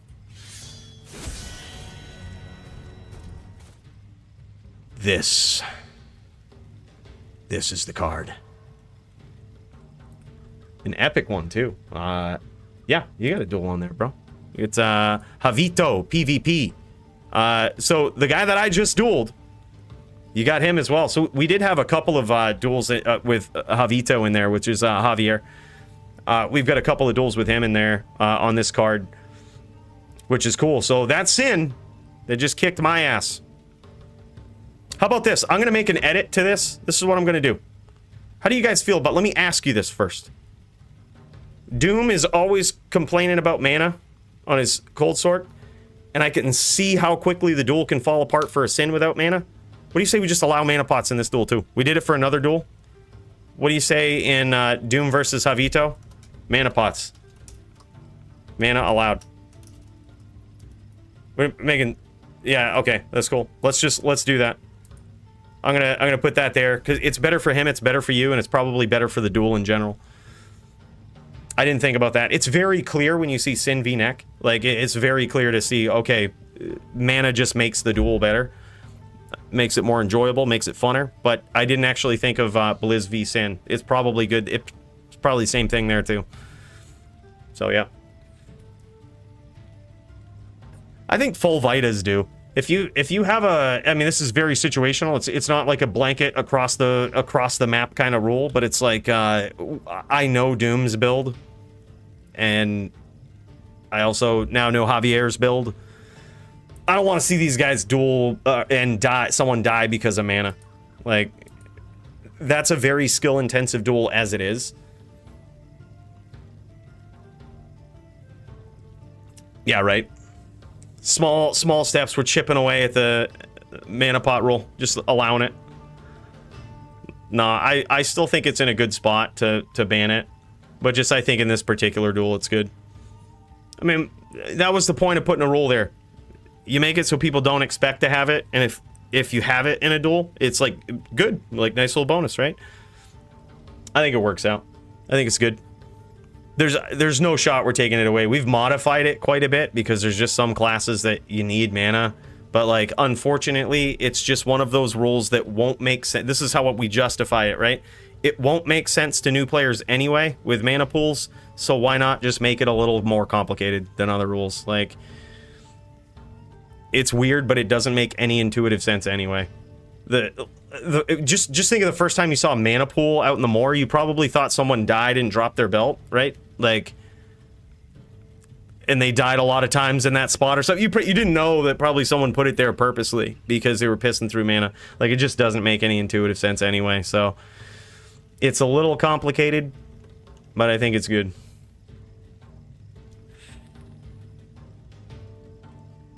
Oh, Javito said he didn't want to duel Doom. Oh shit, my bad. My bad.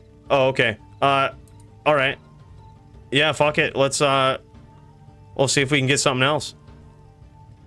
Yo, Doom, you want to duel Toshank? Have Toshank get another duel up in there? Bro. I think that would be cool. And then we could put Javier versus Serenity. Yeah, this duel doesn't exist right here. Yeah, we could actually edit this. Let's just go versus. Oh shit, it's all kind of messed up now. We'll just go. We'll go. In case you want another one, Javier, we'll throw this one in there.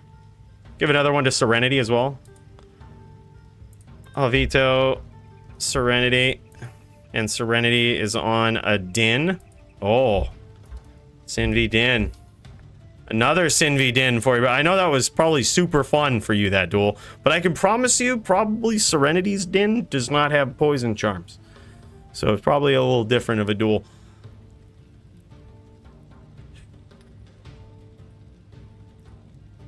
Elephant new meta. I say good. Like, if it forces trap sins to be elephant sins, I think it's a step in the right direction. Like, it's probably a step in the right direction.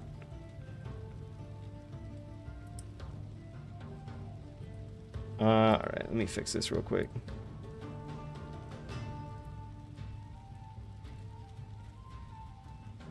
Alright. Yeah. Alright, cool, man. That was a close duel. That was... I'm gonna add this other one in here. Holy shit, I guess... We'll put Toshank here. Doom versus Toshank. Yeah, we gotta adjust this. Doom versus the Toe. 65 hertz. We also had Toe versus...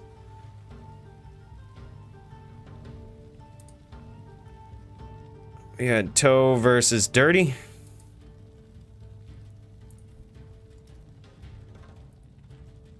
For whatever these guys decide. Alright, so we'll start this up. And then we had... Oh, hold up. We had Cooley versus... We had Cooley versus... Vito. All right, let's get it in there.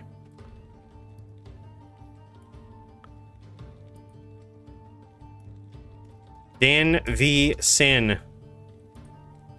Whoops, we didn't need to do that. We didn't need to do that. Look, this whiskey is just going, it's going straight to the brain. That was a good duel. Good old 4-3 right there. I hope we get to see a potential repeat of a good Din v Sin duel when we get to see Max versus Sound. God, I'm looking forward to that. Do I get 2 duels too? Gosh, nobody wants to duel you, Doom. Nobody. Ugh. Everybody sees the Cold Sork and they're like, nope. I mean, I'm certainly one of those players. I see the Cold Sork, I'm like, that. Nope. Yeah, no thanks. We up out of here.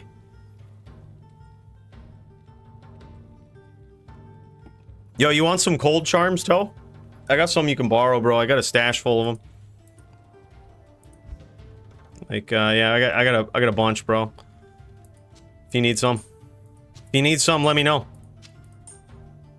Well, I'm sure you probably have the charms, but you're probably talking about the other gear, huh? I'm using VT versus Dirty. Druid Smite Trap. Okay, so Dirty is on a Necro. Dude, I would love to see you take on his Necro with a Smiter. Bro, that would be so dope. I mean, this is the Din Fight Club after all, right? This is it's the Din Fight Club tonight. I would be a fool if I didn't pick the Din. Oh, what you mean versus Doombringer? Dude, we saw Joby take out Doombringer on a Smiter as well. On a VT. We saw Joby take out Doom on a Smiter, and it was pretty impressive, I gotta say. I actually didn't expect it to happen. It was a very close duel. Let me think, though. Druid would be too easy.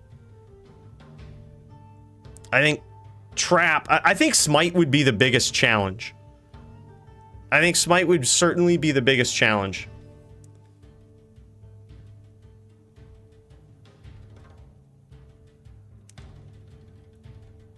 Trapper would kind of be even. But it's probably not a fun duel to watch, let's be real. Druid would be so lopsided, I think, in favor of the Druid. Bro, just do... It's the Din FC, bro. Let's do it. Smite v Blizz. And honestly, I'm gonna be over here. I got my notepad. I got my pen. I gotta get me a notepad here. I'm gonna be taking notes. That's what I'm gonna be doing, watching Toshank duel. I'm gonna be taking notes on these Din skills. All right, looks like Dirty is fired up though. These guys possibly ready to go. I see Dirty in game. Let's check it out. Let's pop over and see what's going on here. He could just be playing with himself. Not 100% sure, but we're gonna find out.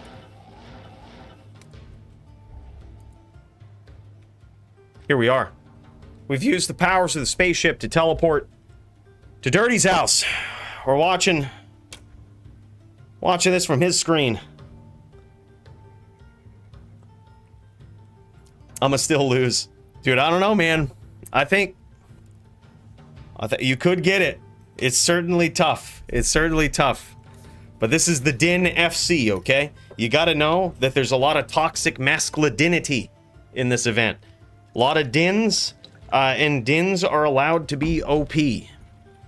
No rules apply to the Dins. It's a Dins world. Dins rule and Sins drool. And Necros are just somewhere in between. Mediocre, average. But everybody knows that Din is the king of the jungle.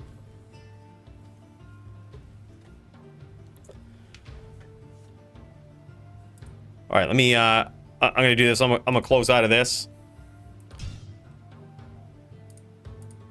Close out of this. We're going to get fired up. And we're going to get ready for this epically decisive battle that we have between...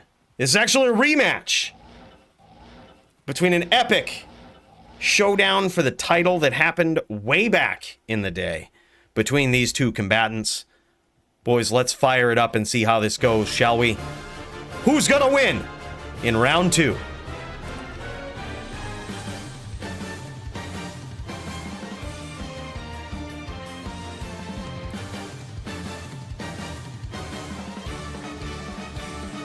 In this corner, we have Dirty with his absolutely savage Necro. Funny story about this guy, in case you didn't know, this guy started out playing D2R on a Necro. He saw a video that we made of the hybrid Necromancer back in the day, the hybrid Poison and Bone Necromancer, which, might I add, didn't really age that well in D2R, but God love this guy. He made an entire build around it, and I shit you not, achieved DFC gold at one point, even taking out the likes of Toshank in a very heated, contested, close quarters combat battle. And holy shit, it was epic. But now we've got round 2 here on the books, or match 2 between these two guys, and we're going to see how it's going to go. I think it's likely that Toshank might be coming back with a vengeance. I'm not doing Neck versus Smite all 5-0. Anyone?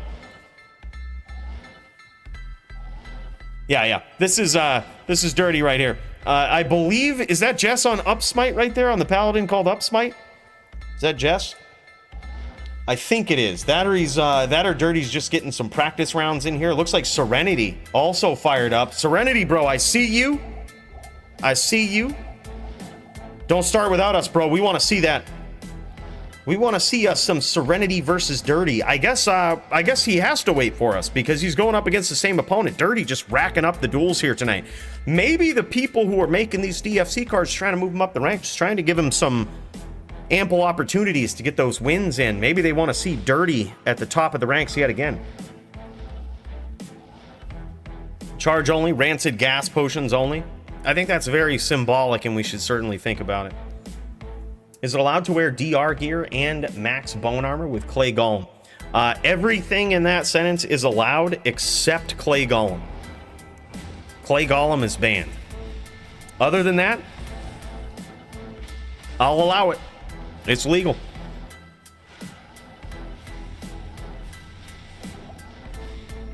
I think these guys are just warming up or something, right? We waiting on Jess? Or is that Jess actual in the flesh? Oh, that's Serenity. Oh, okay, my bad. I'm just seeing your message. All right, these guys are ready to duel then. Let's do this. Let's do this. Look, we don't even care. We don't even care who shows up to these. We don't even care who shows up to these boys. Stin v Neck. Toxic masculinity. Serenity on the Din. On the Din called Up Smite. Let's pop over to him. You know what? Dins are so much sexier on stream. Let's check it out. Let's see what this Din looks like. Hold on. Let's get the aspect ratio all squared away.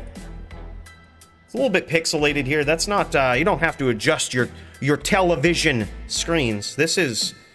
We've actually teleported faster than the speed of light. We're getting there before the pixels have actually been created.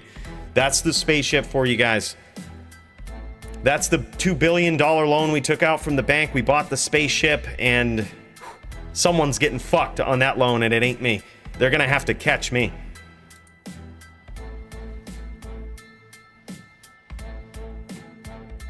But one of the drawbacks is sometimes we travel faster than the speed of light. So I apologize for that, boys. Pixels are a little tough, but now the pixels have caught up. We can see things. This is Serenity on a Din. Now, you'll notice him using Oak Sage here. Now, that is very deliberate. That Oak Sage is hopefully protecting him. He's hoping that is going to protect him against these random bone spirits that you see. These are those little ghost-looking mofos chasing after our hero here. He's trying to block some of those with the Oak Sage that he has floating around his face here. Because that can actually absorb some hits for you. It can't necessarily absorb a bone spear. Spear will go right through it, and that's why I think it's certainly in Dirty's best interest to use Spear here. He seems to be in this pattern where he's I think he's trying to get a train going, but I don't think that's the best approach here. I think any time that I've seen, unless you're going up against, unless you can really be tricky against the Din, the best approach that I've seen in any sort of Din versus Necro is when that Necro starts using Bone Spear. It's just so quick that oftentimes the Paladin doesn't have much time to respond to it. You don't have much time to respond to it. You have to get in and out. And the bad thing is, especially with the Necros, you end up pissing through so much mana. You end up pissing through so much mana doing the trains. But it looks like possibly these guys waived the rule and is allowing mana for a Necro. I think that's a mistake. Literally, we banned mana pots because of Necros and Sins, basically. Like, giving the Necro mana here is asking to be just have a train run on you, bro. Like, it's asking to have a train run on you. I think when they don't have mana pots, it forces the Necro into the smarter style of gameplay, right? The more intelligent, more deliberate. But I think because of this, we're probably going to see a lot of trains. I mean, fuck it, I would too. I would too. If I was Dirty. I mean, at this point. Especially if he's low. Oh my god, nice chain. Nice chain there. Another thing too to keep in mind is that when you have these smiters, I've seen Joby do this against me a million times, man. It's kind of discouraging, to tell you the truth. But let's say you're on a Paladin, your opponent's on a Necro. If your opponent walks down when you start chain locking them, they walk down and they throw a spear, you almost can't beat them. Like, yep, you almost can't beat them. I can't explain it. I don't know how it happens, but you just lose. The Din just loses. And that's all spear. Okay, now Dirty is FOH PK, and I think we're going to see Serenity try to capitalize on that. I think we're going to see him try to capitalize on this FOH PK, getting these locks and these hits from off screen here.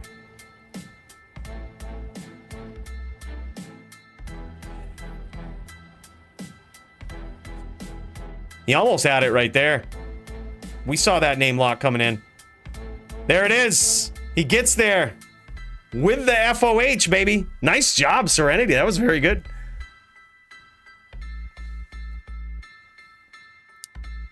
Yeah, I just noticed in Magitech, we got the Jim Beam, dude. We're not messing around. We rarely mess around on the stream. You know that. But especially when it comes to the cheers and the beers, we certainly don't. Never a time.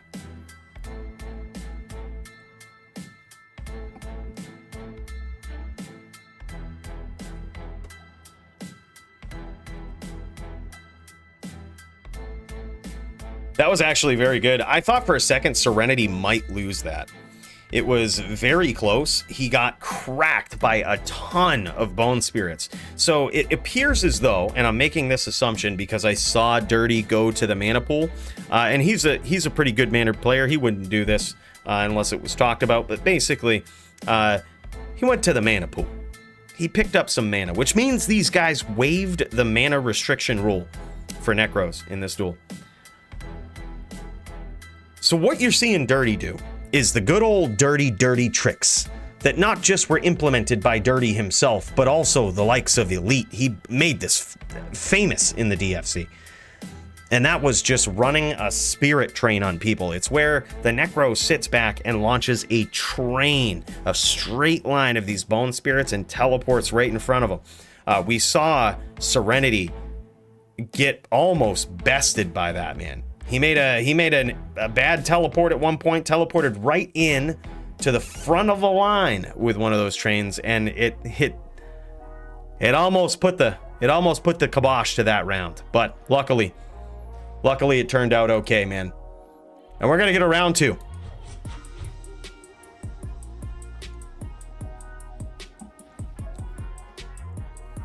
All right, here we go. Round two is off to an aggressive start here. Oh, nice hits. Very nice hits. He did take a bone spirit there, did Serenity. But he actually landed a couple of smites. Now, this is the thing. You got to be really careful because I don't know what it is. Now you see Dirty using that spear, man. I really think that's the way to go. Now he's in a bit of a pickle, as they say in Canada, because he was FOHPK. He was FOHPK. And Serenity got there. But you see, when the Necro is full life, all they got to do is spear. I mean, it's almost ignorant. It's almost ignorant, dude. I think it might depend on how much life the Paladin has. I don't exactly know how much you need, but all I know is that every time I go Din v Pally on my Paladin versus Joby's Necro, he just spears, and there's nothing I can do. I have, you guys know me, I have the nastiest, cheesiest setups for that bullshit. I can't kill him. Can't kill him. He just holds down spear and walks up. Or walks down. I'm charging him with grief. I got the cheesiest shit going on. I can't kill him. The spear always kills first. But the thing is, it's sort of tricky because the Necro, I think, has to be at full life. It has to be like 100 versus 100. It has to be full life versus full life. No, you didn't, dude. That's a hell of a deal. Javier, that's a hell of a deal.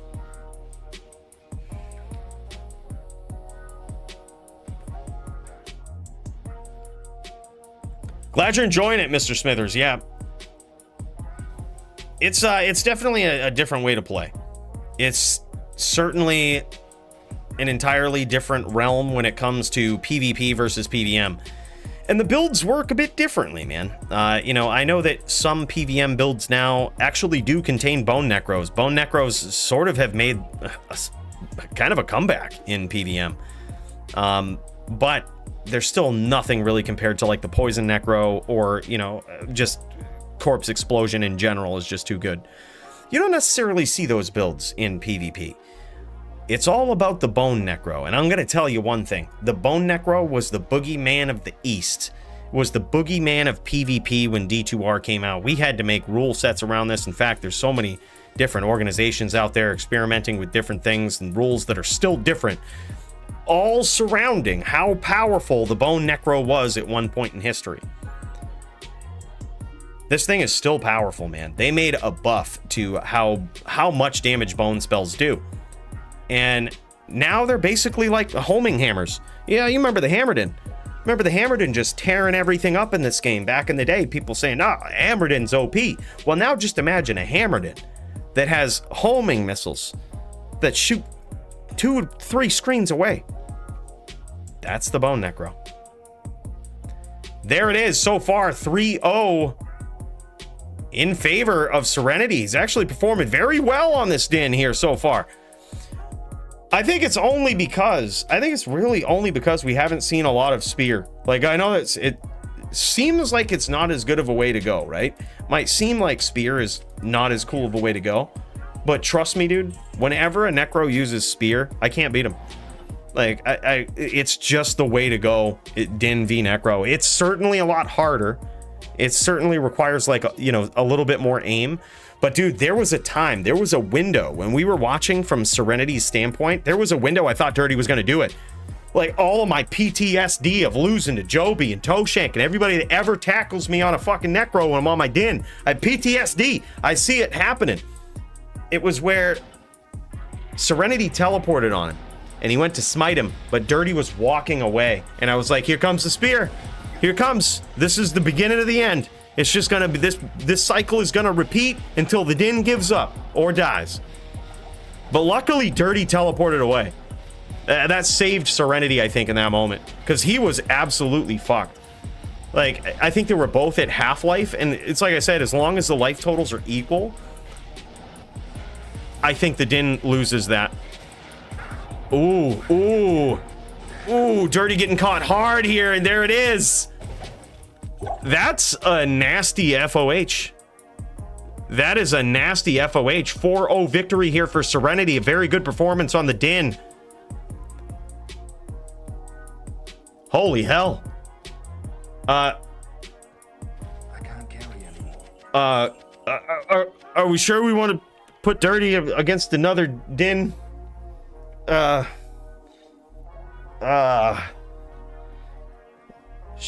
Maybe we go Druid. Maybe we go Druid. Toshank.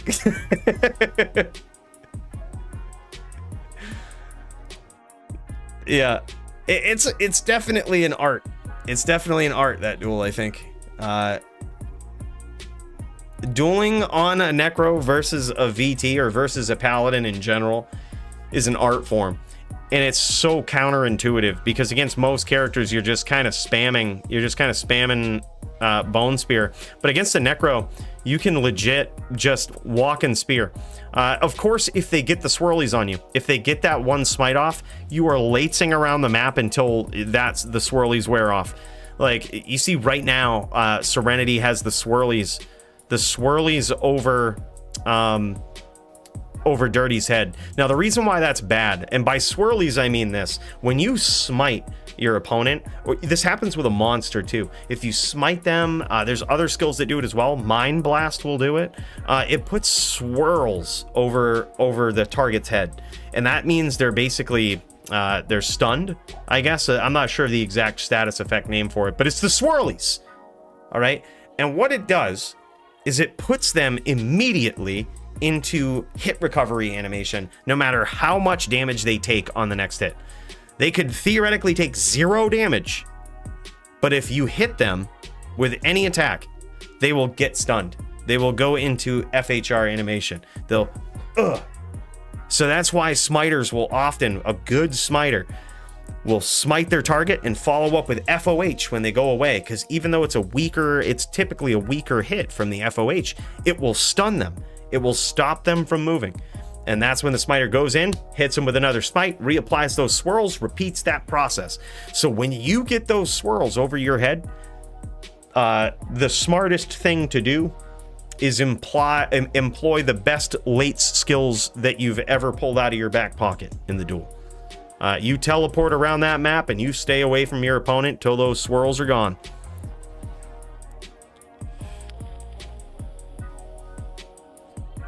That's kind of what I was thinking, Magitech, is like you kind of want a little bit of like DR, even I would say Storm Shield. Yeah, Storm Shield over Homunculus. Homunculus is really good if you care about block. Against the Smiter or VT in particular, you really don't care about block that much. If they charge, that's kind of like exactly what you want them to do. They're just going to charge into a spear, and if they figure out how to charge, you just teleport away. You hit them with one spear and you repeat the process. Like I don't really think you need max block. I think a Necro that uses max block against a Din has made a mistake. It's certainly not needed. I mean, it can be helpful if you have some weird Dins, like possibly the Boa Din that I have. It might not be a horrible idea. But like, especially if you know the player behind it, if you know that it's me behind it, and I'm probably not going to chain lock you too much, like I'm not that great at it, you could probably get away with max block.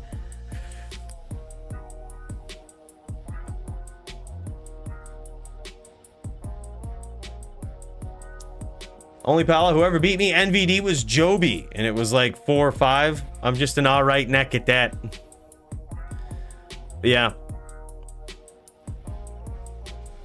Yeah, Necro is a very powerful class. I think it's still very powerful. I would say it's in a good spot. Dude, look at this. Now Serenity losing. Now you notice the difference here? You notice these last two rounds. What's been going on? I believe this is just exhibition matches at this point. But you notice these last 2 rounds, Dirty's been using Spear when Serenity gets in close. I'm telling you, dude, I don't know what it is, but Spear just rips Paladins apart. You can't beat it. It's too fast. The spirits can be blocked by the oak. They can kind of be all over the map. They can chase your opponent a little bit. Spears, there's no question. You're hitting your opponent, you only need to hit them 2 or 3 times, and they're screwed. Sometimes you can hit them twice and then finish with teeth. Like, it's all you need to do. You don't need to sit there and land it like you have to against, you have to aim it too much like you have to against a druid. All you got to do is just take a couple of risks and land it twice. When you land it twice, you just finish with teeth, or another spear if you're feeling confident enough. If you're feeling froggy enough, you do it.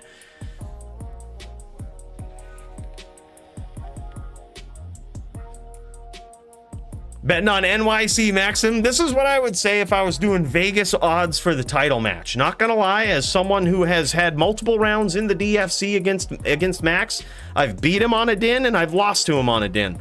I would say Vegas odds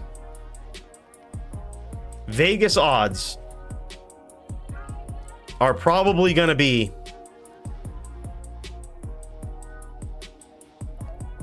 they're probably going to be heavily in Mac's favor, I would say. I think it's heavily in Mac's favor. What is it? If it's negative, yeah, if it's negative, it's in their favor. So I'm going to say like negative 200 Max. Like negative 200 on Max. Plus 100, maybe plus 300 on the challenger. He's got his back against the ropes. It's certainly doable. It's certainly doable. But I've noticed against Max, especially, what you want to do, I would do exactly what Javier and I did. Like, I would keep the distance, not take too many risks, let Max try to push the distance, try to punish him with hammers early on, and then let him run out of mana if he gets too aggressive.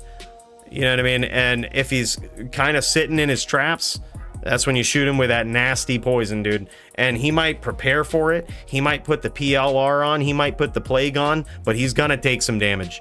Like, it's at that point probably gonna do 200, 300, 400 damage maybe, but it's still some damage. And at that point, you just whittle him down. Like, it's frustrating because it's one of the only classes, I think, besides the Necro, that can threaten a Sin if you use a Paladin with a bow. It's one of the only classes that can actually threaten a Sin at a greater distance than the Sin can fight at. I guess a Zon too, right? But those are the classes that give Sins trouble. The classes that can challenge their range. Right? A Sin has nasty range. The fact that they can CT cast their traps and put them 2 screens away, you know, right up on you, or a screen and a half away. The fact that they have that, they can lay 5 of them. They have AI doing all their work for them with the traps, you know what I mean? And the fact that they have Mind Blast. The fact they're so mobile, so quick. They have Claw Block. There's a lot of things, man, but the biggest thing is the range. If you can outrange a Sin, you suddenly are fighting on the same terms. Which is, a lot of people ask me why I use a bow against a Sin. That's exactly why. Because otherwise, your range is shorter against a Sin, which means you practically lose. In a nutshell. I'm not saying it's always the case. I'm just saying, in a nutshell, you practically lose. If your range is less than a Sin, you practically lose. Yeah. Oh, I know you probably wouldn't be. And I'm probably spoiling it, because I think that's the best out that he has on the din is the bow. I think stacking up poison charms and using the bow is probably the best way to go.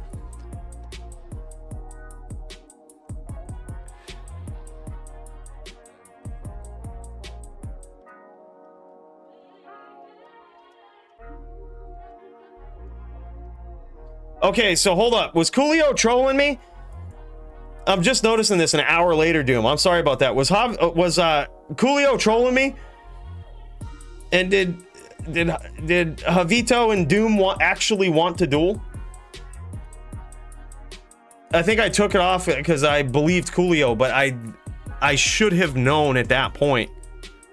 Don't believe a fucking word that comes out of Coolio's mouth, or off his keyboard. Was that legit? Can Javier confirm? Was it? Did I take a duel from you guys? If so, I'll throw it back on. Honestly, Javier. Look, bro, you're gonna have some duels tonight. I'll blame it on the whiskey. Oh. Okay. All right. Oh, I see what you mean. Yeah, I think Doom was... Yeah, okay. That's cool. All right, yeah, I'll throw it back on there, dude. I'm just gonna put it on the card. If it happens, it happens. If not, it's no big deal. But that's what that's what we'll do. I'll throw it on over here. So we'll go... Look, Javier, you have a lot of duels on the card. Look, all bets are off, essentially, when we start drinking the whiskey. All bets are off. Like, sometimes people end up with 4 or 5 duels on a card. That's not my problem, okay? I mean, essentially, it kind of is. But it's not one that I'm too worried about. We'll just say that. So this would be Sork v Sin, I believe. Blizz v Sin. I think that would be a good one. I was honestly looking forward to that. I actually think it's a pretty good duel. I think it slightly favors the matchup. In the matchup favors Javito PvP a bit. Slightly. But I think with the skill level, Doombringer is a different kind of sorceress. So I think unless you're used to dueling cold sorceresses of Doombringer's caliber, I think it evens it out a little bit.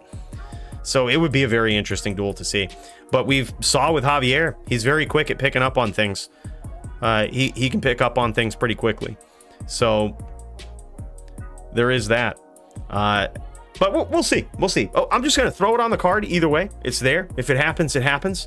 I'll pay attention to the Discord, and if you guys start streaming, we'll pop in there. We'll check it out, man. How's that sound?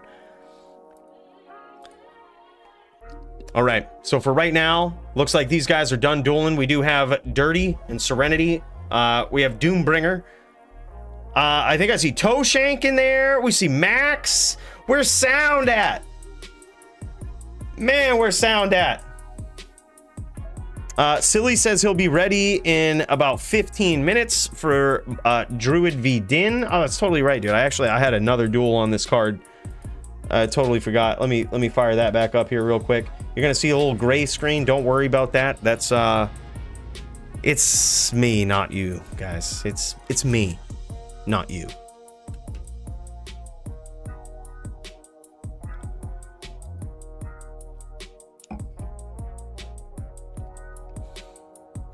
Oh, the charm that Javier got for 3 jaws. That, it's hard to tell exactly what that's worth, but I can promise you one thing: it's worth more than 3 jaws. How to use Doom on a Blizzork after the nerf? No, Doom is just banned permanently. Like, no character can use Doom. It's just banned. Holy Freeze, we tried it. Like, we tried Holy Freeze. We tried to make it cool so that you could use it and we could see these cool characters using, you know, Doom, the rune word. It's just BM. Like, it's just so bad. Like, it leads to the worst gameplay ever. We gotta get ready for this Druid, man, while we wait for people to pop in, share their screens.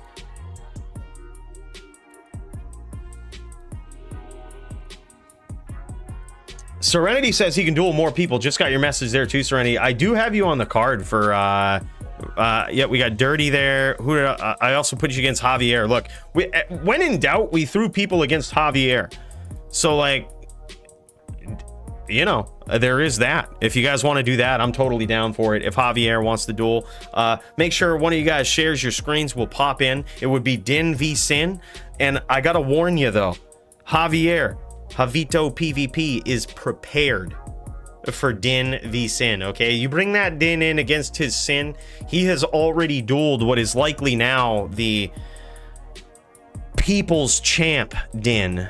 I guess is the title we're gonna have to settle on. The People's Champ of all paladins that exist within the DFC. He just dueled against him. Very cheesy build he had to duel against, but he almost did it. And he's prepared. So you gotta be careful, man. You gotta be real careful. He could take it. Lickety split. We gotta get our cheese back set up here for druids. We gotta cheese the druids now. We're done cheesing Sins. It's time to cheese the druids. What can I do for you? What did we do? We needed this right here. Boom. I mean, easy peasy, right? Hold on. If we switch to this, we have what? We have 125. It's like we planned it. It's like we planned it. This Din is so pretty, man. He's so pretty. He ain't even 99 yet. You guys know that? Yeah. He's not even 96 yet. This guy's young. And I mean young. Level 95 Paladin. You would figure, some of you might be saying, Cooley, we know you have a level 99 Din. How come you don't make that your main dueler? And it's because I'm a little bit vain, and its name is not Cooley. So how am I gonna duel on a character that is not named Cooley? Yeah, you see the problem now. You see. Yep. You understand. We will sacrifice 4 levels and give up an advantage for the name. We'll do it. We'll do it.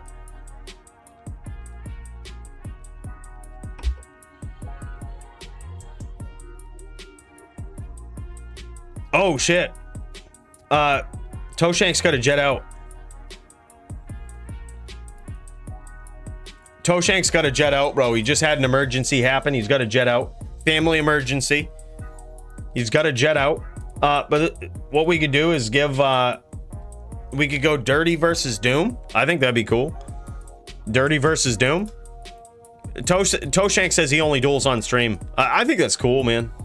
Like, honestly, I think that's cool. He's probably one of the most entertaining duelers to ever watch, so.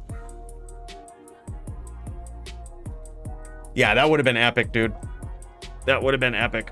I would have loved to see that on a VT. We did see privately. I don't think it was actually on stream, but we did see privately in the Discord. We popped in, we saw Joby duel Doombringer. It was a very good duel, man. Oh my god, it was good. Like, I thought Doom had it easily. Like, I thought Joby was just gonna get easied. That was not the case. Joby won the duel. I think it was after that that Joby got the title shot. Like, I think it was the winner of that was going to get a title shot. It was a tough deal. I couldn't believe he got it.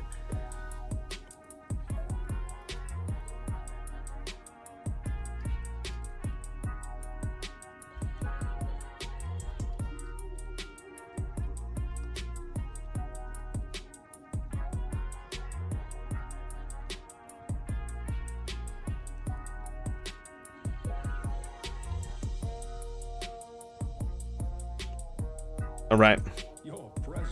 So it looks like my second opponent. I know this is a lot of times you guys probably hate seeing paladins duel. You're like, they're so cheesy and lates, but I know it's probably different when this Din duels because he's always aggressive, never defensive. We never sit off screen just doing dumb shit. We're always the aggressor. So I know you love seeing this Din. We've got a matchup against a druid where, you know, in this particular match, we're gonna have to get a little defensive. Okay, it doesn't happen often. It only happens against sins, druids, sorceresses, other paladins, necros, and amazons, and barbs. But the other duels, never defensive. Like, the other classes were never defensive against. So yeah, otherwise we're aggressive. Otherwise, this Din is the most aggressive Din that Battle.net has ever seen.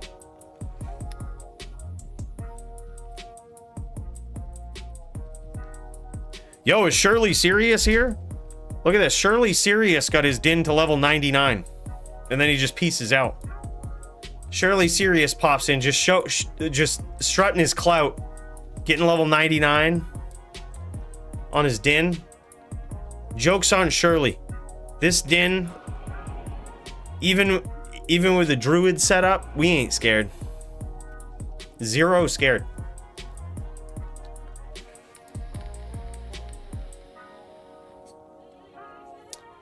The way that we've been doing it, Brandon, is we just hit one. Follow me. So we go up to somebody, right? We like go on their screen, and that will still go through. You can still hear your character say it. So like, let's say this monster was the other player. We'd just be over here, and we'd say that, and then the other one would say it, and then that means go. So you just hit one basically, and that says go to your opponent. And good duel is like, Thank you. yeah. All the chat is broken, Shirley. Every single game on Battle.net right now is chat bugged. Every single game. I don't think the devs have logged into D2 since D4 got released. I don't think they've logged into it, dude. Every single game is chat bugged. Try it out. Create a game. Promise you it'll be chat bugged. Yeah, it's bad. Silly is here. All right, let's do it, bro. I'll send you a message. Let me see. I'm gonna make a game. I'll send you a message, bro. We might have to clear the Moor.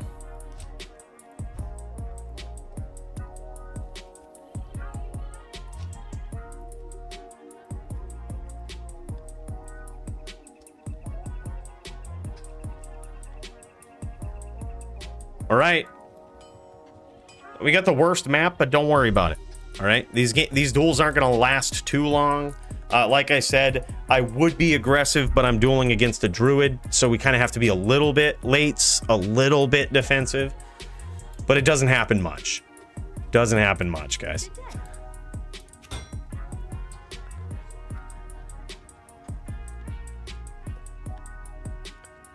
Problem, I don't have a 10 key? What do you mean? A 10 key?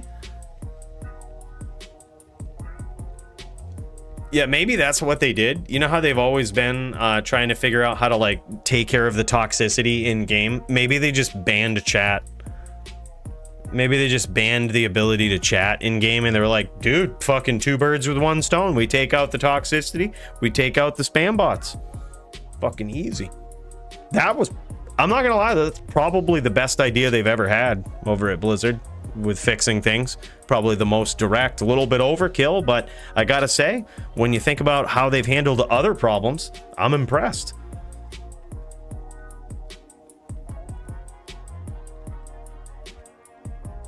Oh, 10 key is numpad, so I can't do the voice commands. Oh, shit. Oh, yep. Yeah, that sucks. Yeah, in which case, I guess just do the teabag. Just do the teabag. You can't really do it in Diablo 2, which that's great. I guess maybe just wait for your opponent. Maybe message them. I guess you can still message players. I guess that also works. All right, this is silly right here. We've got our duel coming up. I should help him go clear the Moor. I should stop being a wench. We'll go help him clear the Moor. All right, we're set up for this.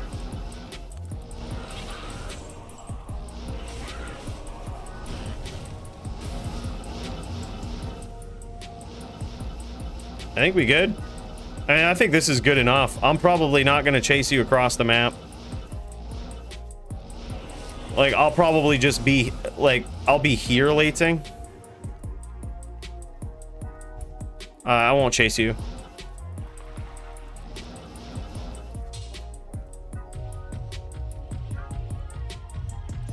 I see a char with gaze, instant respect points. Thanks, man. We gotta make sure we're keyed up right. All right, we got the zeal just in case. All right, let's get a little bit of a pool going. That could help. Could help for the din. I honestly don't even care if he uses the pool. I'd rather just, like, I'm kind of relying on him coming in, being aggressive. So, like, I don't care if he takes the pool too. Not in town.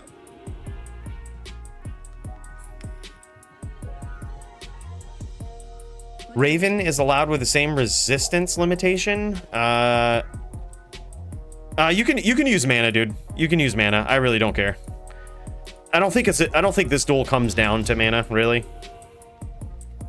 Like, it's just a duel where the druid is constantly aggressive, basically. Except very rare circumstances. So pot away, dude. Pot away.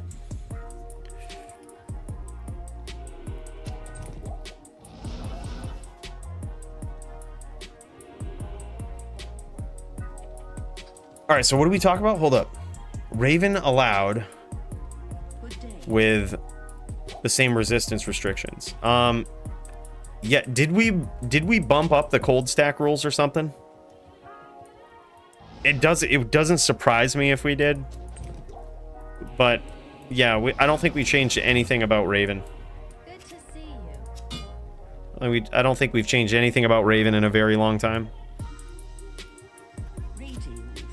But the reason I use Cham is just because there's a variety of different setups that Cham is just better in the helm. It could be a bear rune to like max out my DR, because I'm currently at 43%.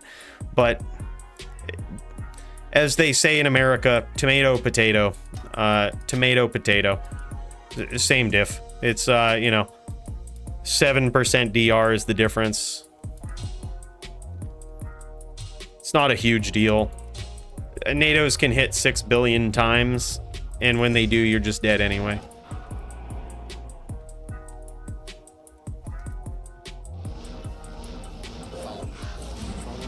All right, here we go. Round 1, boys.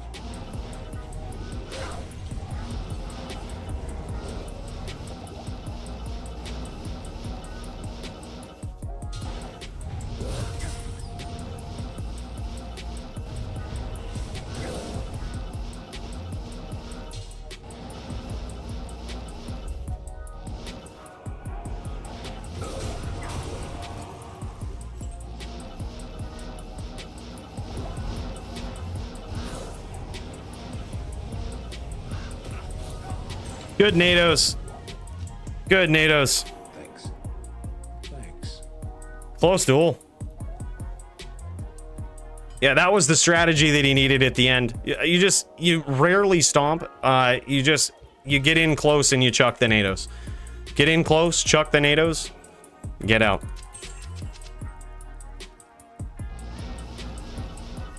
Yes.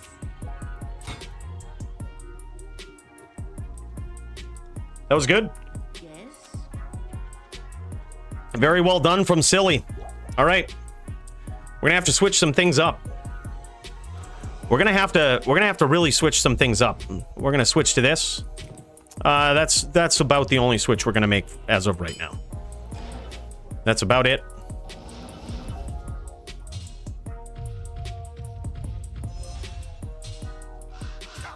Follow me. All right, here we go, round 2.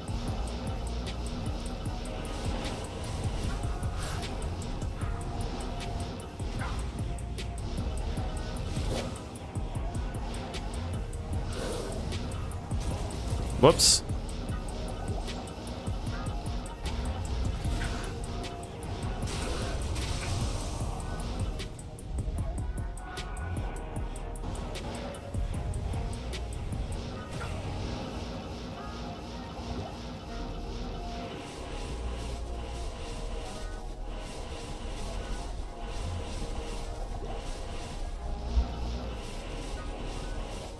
Oh, he dropped. We can just do it over. We can just start that round over. Looks like he dropped. I'd hate to say loss because of that. Someone had brought up in the Discord as well about, I think it was Root, about like dropping when players drop. You know, figuring out how that works instead of just being an auto loss. I think it's good to like at this point defer to an auto loss, but like I think we should have a clause in there that like players try to remedy the situation as good as possible. It was rage quit. It was Din's skills were too on point. I mean, I would have quit too, honestly. Din's skills were just too good. Way too good. 8 random ham dropped. Just done after that. Didn't want none.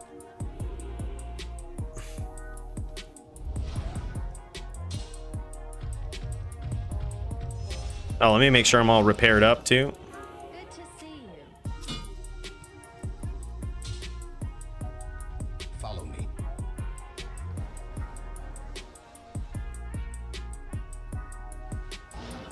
Come on.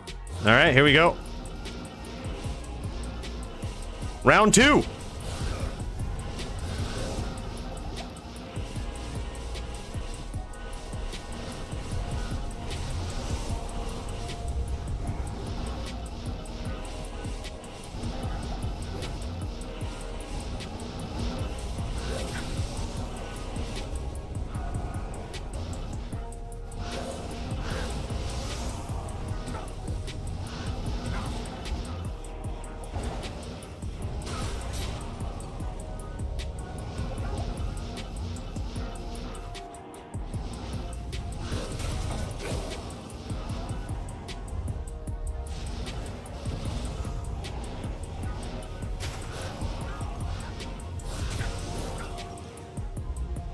Druids are just impossible for a Din.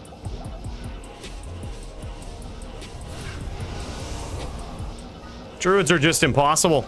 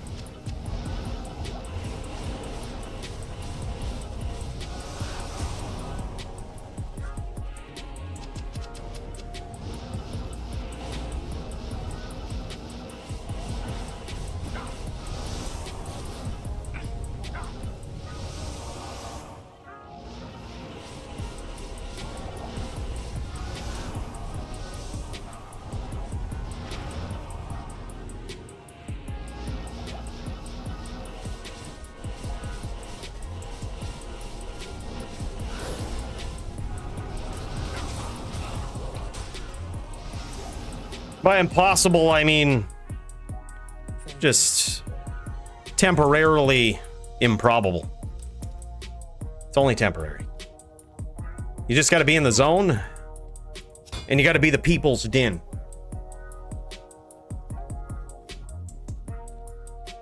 Disconnect your Ethernet at 1 HP, get a redo. That's smart. I should be on the ready for that. Just be right on the ready. 1 life, DC. Yeah, the problem is like, that's kind of the only out for a din. I think he killed me 17 times in that duel, and that's like no different than basically any duel that you see din v Druid. You get killed 17 times. Come on. All right, here we go, round 3.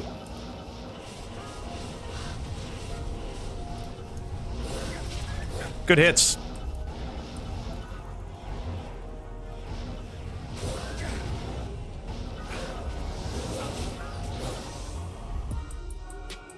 Was I just Hodo smiting?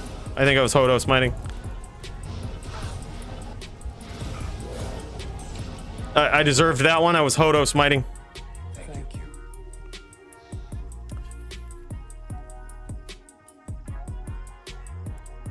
2-1. We deserved that loss.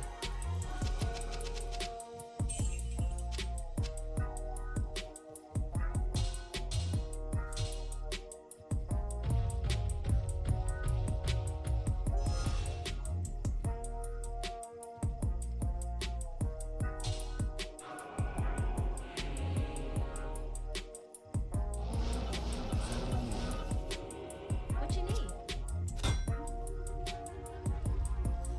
Follow me. I can't carry. All right, here we go. Next round.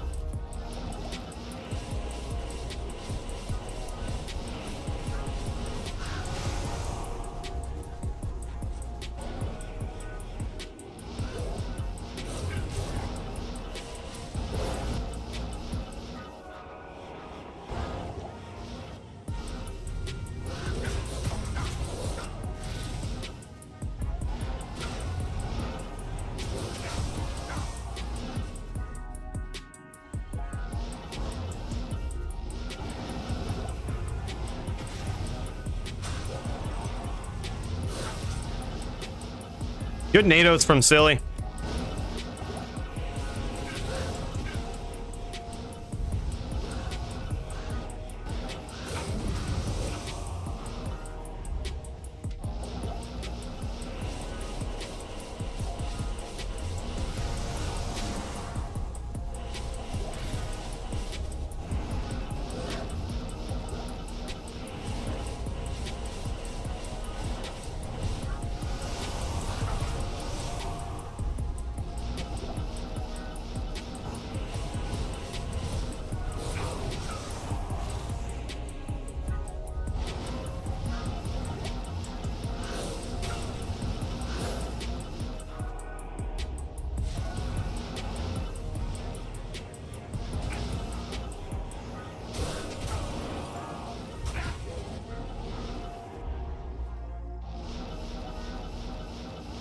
Life tap for the win, boys.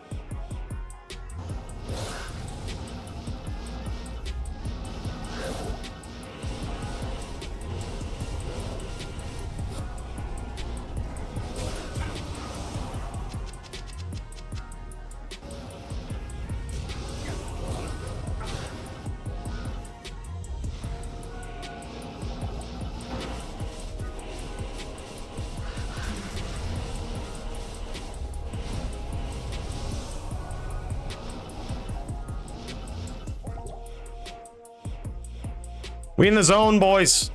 I'm not sure if it's gonna pay off, but we're certainly in the zone.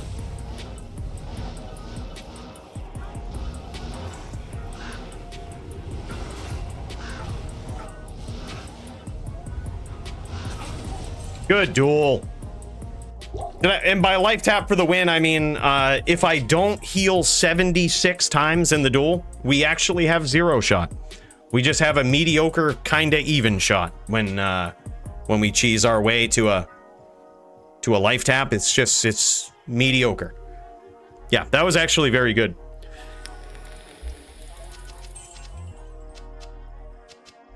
Very nicely played there.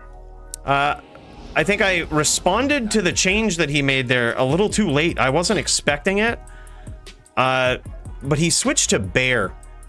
And while I see what he was trying to do there, I don't actually think it was the right play. Because in that case, first of all, I can still leech and tap off of the bear just as well as the wolves.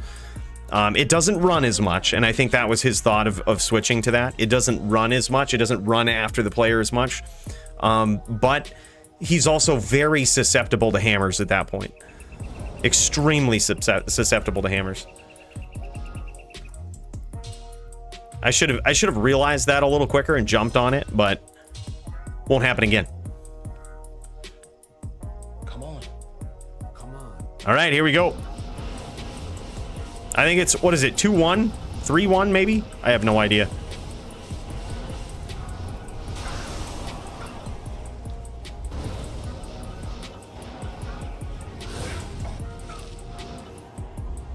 All right, I'm just gonna spam hams. Come get me. Dins don't win. Dins can't win. Dins can't win. This is how Dins won in the past. It's gotta work now, right?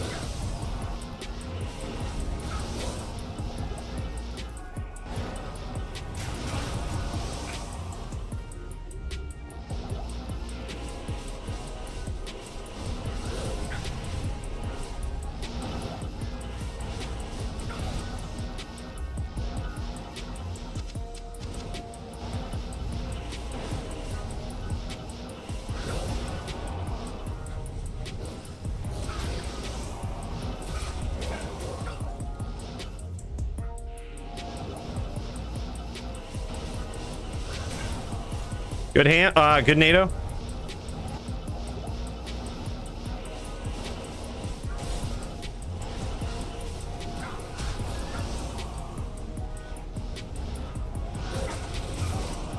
Good duel. All right, what is the actual score? 3-1. Thanks. Thank you. 3-1. Yeah, Dins have a 95% loss rate against druids. It just doesn't happen. The only 5% is that one time I beat Polytheist. And he was a different kind of druid. You actually have a negative % chance. We did the math. Negative % chance to ever beat a wind druid on a paladin. Doesn't matter the paladin. Is it 4-1? Hold on. 1, 2, 3. It is 4-1. It is. Yep. I didn't see that top part. It is. Good duels, man. Yeah. He deserves it. That was very well played. He played extremely well. That was some Dio style play, I gotta say, dude. I'm impressed with Silly. A very frustrating game plan. He also, just like Dio does this shit all the time. He just noticed when to go in, like when to capitalize, like noticed when you were weak or when you weren't planning on him stomping, and he would do it. That was very good. Very high level druid play right there from Silly. Nicely done. Nicely done. That was awesome. I was hopefully hoping to like cheese the shit some life leech here and all of this, but I mean that's the only hope that you have as a paladin, really, is that you can just cheese and life tap and life leech. It's literally the only way you can win. It's otherwise just a straight death, 0% chance of winning. But even still, it comes out to duels like this where like a skillful druid, just you have no shot. Zeal when you want to tap heal, but you want to go through pets. Smite to target druid directly. Yeah, I mean, it's like the way that I saw it is in my experience, unless you want to get like super lates and always play super defensively, my strategy was to like set up a hammer field. You know what I mean? So it's a little more, it's still kind of defensive, but it's at least it gets the duel done. You know what I mean? Instead of, my other option was to sit there and do this. So like my other option is when I'm low, I could sit there and I could do this and just hope that a pet comes in, or I could do this and spin hams and then do that. So that if he does come in and he does stomp, there's a chance I end the duel. Like, so it's kind of like gives myself the out too, instead of just like waiting for a perfect upzeal and being totally lazy, like, you know, totally late. It's more of like, yeah, it's definitely not the right thing to do to survive in that moment, but I think it's the right thing to do to get the duel over in a timely manner. It gives your opponent a window to get in, but it also gives you a window to finish if they make a mistake. So like, it was more to just like, I don't want to drain the duel out forever. You know what I mean? It's like, so spin the hams. It's still a little bit defensive. You can end the duel, but you certainly should be upzealing all the time. If you get it, you get it. Like, it's just, but also you have to factor this in. You have a 0% chance of beating a druid. You just can't do it. Like, Dins can't do it.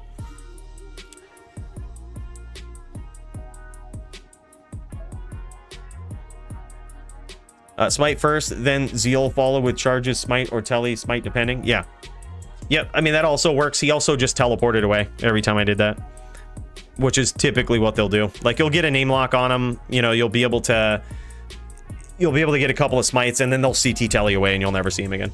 Like, that's what they do. We landed a couple shots doing that. We did that. We had a few windows where we did it. In fact, what you really want to do is, while you're sitting here, you kind of want to fake them out sometimes. Like, sometimes you want to sit here and upzeal, but what you're really doing is they can't tell where your cursor is. They think you're upzealing, but what you're really doing is upzealing, but looking for their name, like looking to grab a name lock. So like, oftentimes that's what I'll do. And like, because they can't tell where your cursor is. So like, they don't know that it's, they might be assuming just for safety that it's right by your shoulder and that you're gonna catch them. All the while you're actually just looking for a name lock. So like, that's another trick that you can do, but it's all kind of like in vain because paladins just lose to druids. No shot.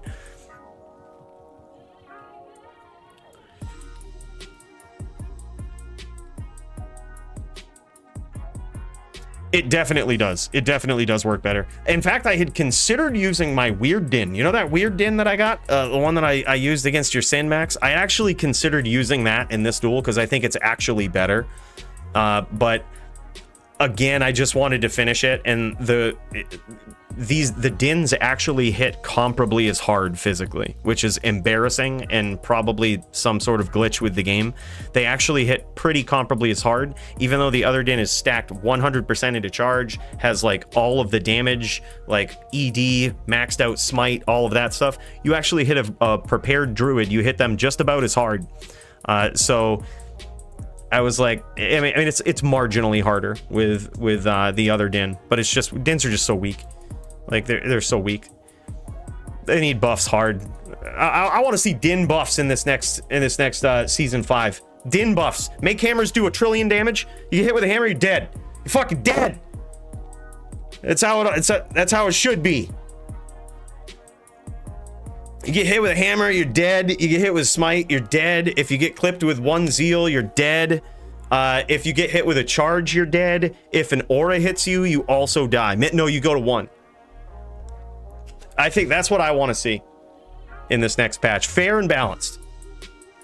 Fair and balanced. F Suicide Branch. That's pretty sick, dude. This is what Silly was rocking.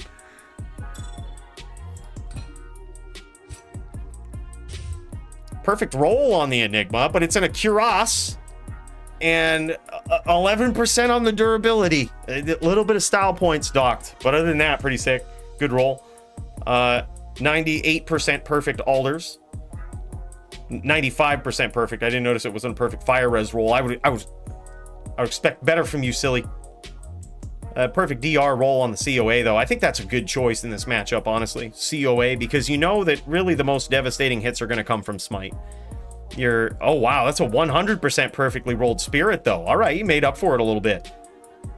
Made up for it. 35, 112, 8, boys. You probably can't even see it. Hold up. Let me jet over here so you can see this. Look at this. 100% perfect. 35, 112, 8.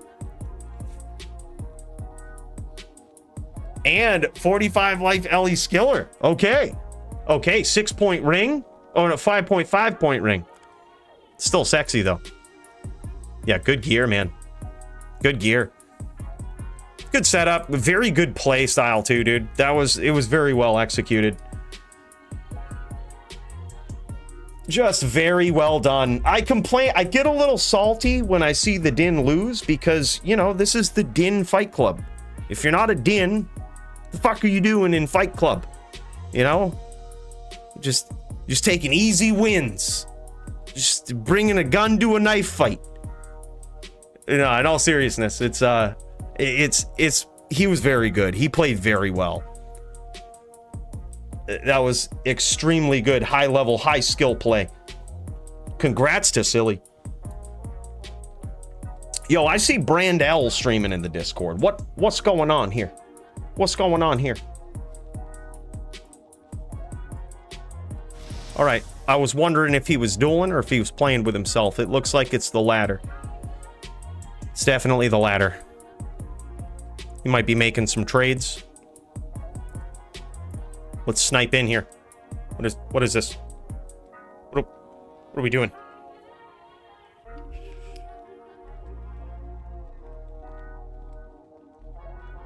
Okay. We're just sniping. We're just seeing what's going on. Just seeing the dirty shit.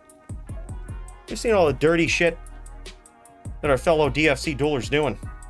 Showing off these godly items, Brand L. That's dirty, dude. Some sick amulets. Nice SVS cold amulet right there. You know what we need to see? We need to see some epic matchups between some of the dopest champions in all of the DFC, and the only way we're going to do that is if we get people to pop into the Discord, share their screen. Where's Sound at? Max, have you heard from Sound? Where's Sound at? I'm gonna message him, dude. We want to see this fight. I'm gonna message him. Yo, you trying to duel Max on stream? The fans want to see the top Din become the champ Din. Am I right to say that since the start of the DFC Unlimited, which is where we basically have done this every week. We used to do seasons, but now we do it every week. Since the start of DFC Unlimited, there has never been a Paladin champ. Never.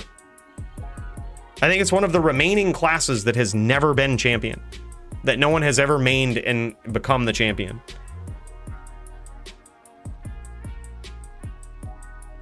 Correct me if I'm wrong. I'm pretty sure that's the case.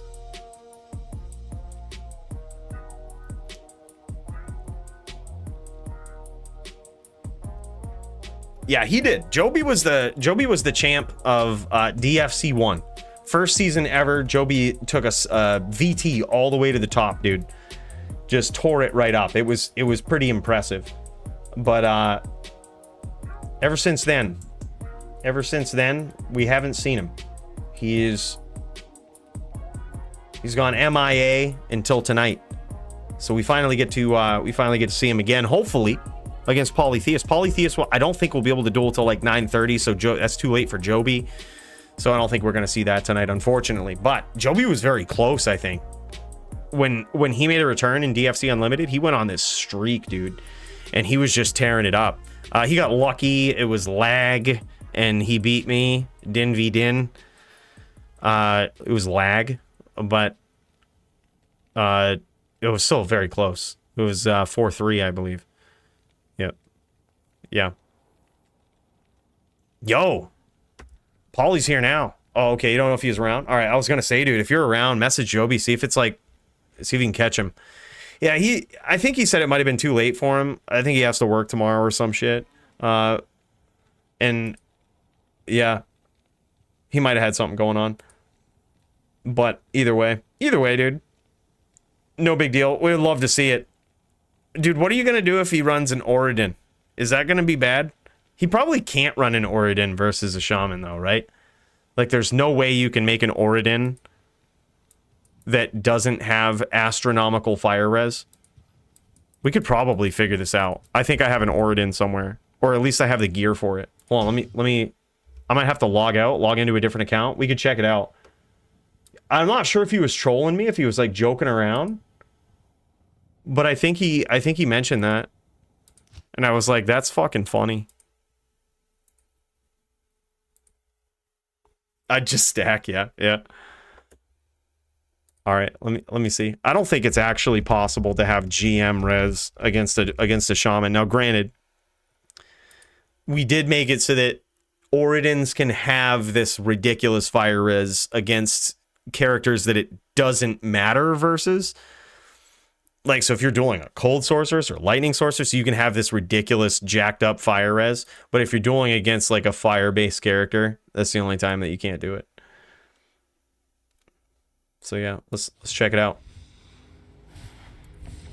It's firing up.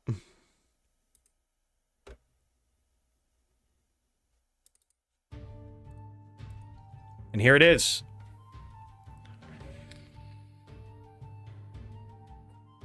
Oh, y'all streamed it? I streamed, but it was too hard to get a hold of everyone with chat out in game. Oh, word. Yeah, that shit, dude. That sucks. Now, we just got done dueling silly, getting our ass kicked, getting 4-1'd. Yeah, we were doing that. We might have missed it, bro. I don't think that's my Oridon gear. Let me check just to make sure. No, dude, it's just D2. I'm pretty sure. Actually, I don't even know. I never chat in D4. Like the fact that D4 is even always online and semi MMO style bullshit just confuses me. Like, I don't understand why it's like that. There's no point. Nah, this isn't my Oridon gear. It's probably on the other account. I don't think it's possible, though.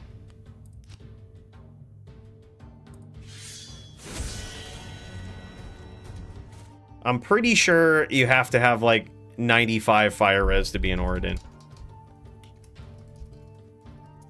It might be on my... dude, I have so many accounts now. D4 has chat. Who would have thought? Who would have thought, dude? Yo, let's see if we can get Polly another duel while he's here, though. Is anybody else on the card that doesn't have multiple duels willing to get in and duel Polly? We love to see this guy. We love to see this guy go at it. Let's see, so we can see some action here. So we could get some...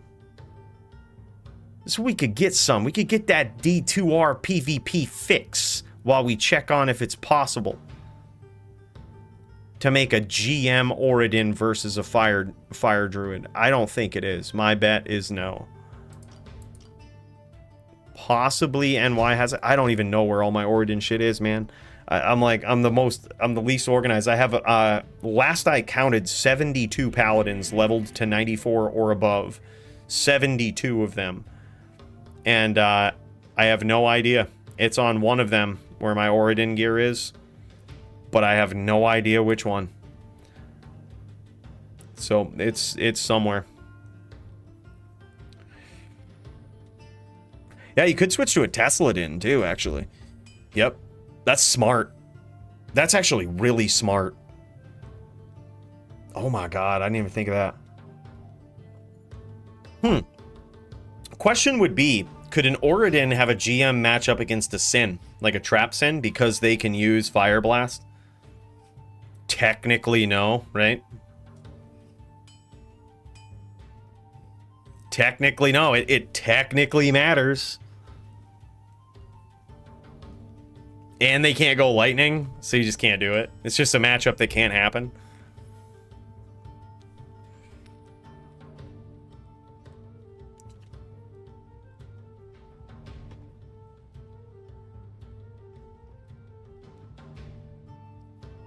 Yeah, it's one of the rune words that makes it BM fire res. It's one of like the necessary rune words that makes it BM. I don't exactly remember which one. I was gonna check, but I have no idea what account this is on. Absolutely no idea. But yeah, either way, I don't think it can happen versus a fire druid. I could be wrong. It's possible that, I don't know why you would put less points into resist fire. I think you need to have that maxed out in order for an Oradin to even do damage. So like, I guess you take off Dragon and try something, maybe Enigma? Maybe you just have like a hybrid Oradin? I guess you would still, no, because yeah, it just wouldn't work. There's no shot it would work. No shot. Zero shot. You're just toast. No way to meet the GM rules. It's unfortunate.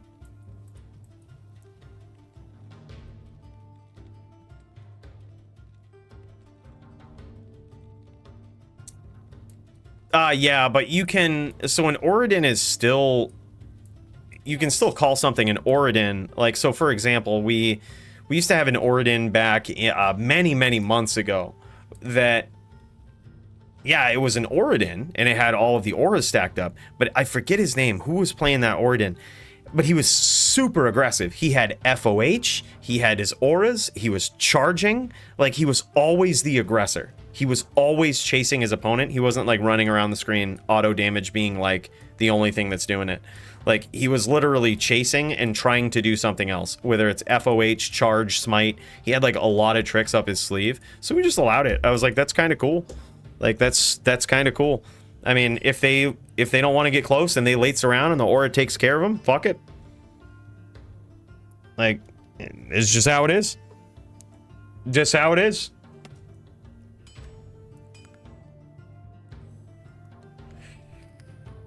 That's what a lot of rule sets do, Magitech, is they ban it. But like, I don't know, man. There's just something down in the core, in the fiber of my being that I've never liked that about dueling rule sets. I remember when I was a noob, or I should say less of a noob than I am now. And I just remember certain things being banned, certain people saying that builds were, like entire builds were just BM. And I'm like, why? Because you can't beat it? Like, you know, so instead, I think that it's better to try to allow everything until you can't. And as it stands right now, we've allowed the Oradin for all of DFC Unlimited and have rarely ever seen any. So it kind of speaks for itself that like the build isn't really overpowered. And if you've ever seen an Oradin in a pub game, like as soon as you can actually put on good mannered resist against them and destroy them. Like against an Oradin, usually what I would do on my din is just stay off screen and poison them, because Oradins have zero fucking ways of dealing with that. They get clipped with one arrow, they are dead. Like they have zero ways of dealing with it. So like that's always what I would do. If you're a Zon, you win. If you're a Trap Sin, you probably win. If you're a Barb, you probably win. Maybe, actually. I shouldn't say that. If you're a Sorceress, you probably win. If you're a Necro, you certainly win. If you're a Druid, it's an easy win. Like, they're just not good. Like, I should say if you're a Windy Druid with Cyclone Armor, it's an easy win. With Raven, let's check it out. Someone had mentioned something before. I'm pretty sure it's 360, Jess, but let's just check it out just in case. I'm pretty sure it's 360. Cold stack rules. Yeah, 360 with a Raven. Boom. Boom, boom. 360. All right, he says, I'm using a welfare smiter. Are we going to get to see Jess? We're going to get to see Jess versus Doom? Ooh. Ooh.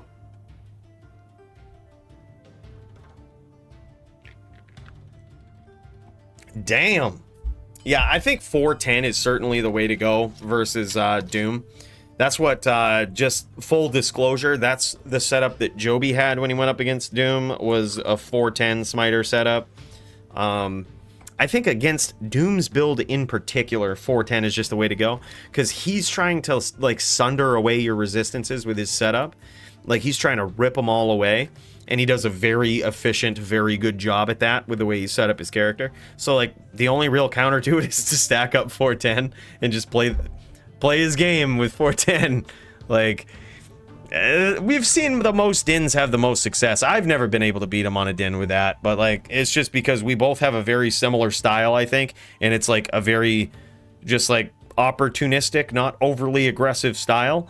So eventually the Din will just lose that.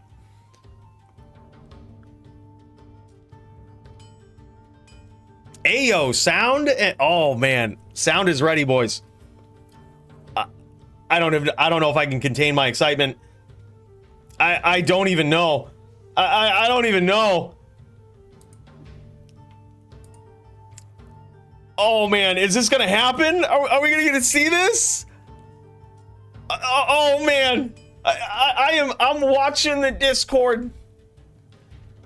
I'm just watching. I'm just waiting for one of them. I'm just waiting for one of them to share their screen, and we're gonna pop into one of the most epic duels we've seen in all of recent DFC history. One of the most decisive. A new DFC champion will be crowned no matter what tonight. A first ever DFC champ about to get crowned. This is going to be big. This is going to be epic.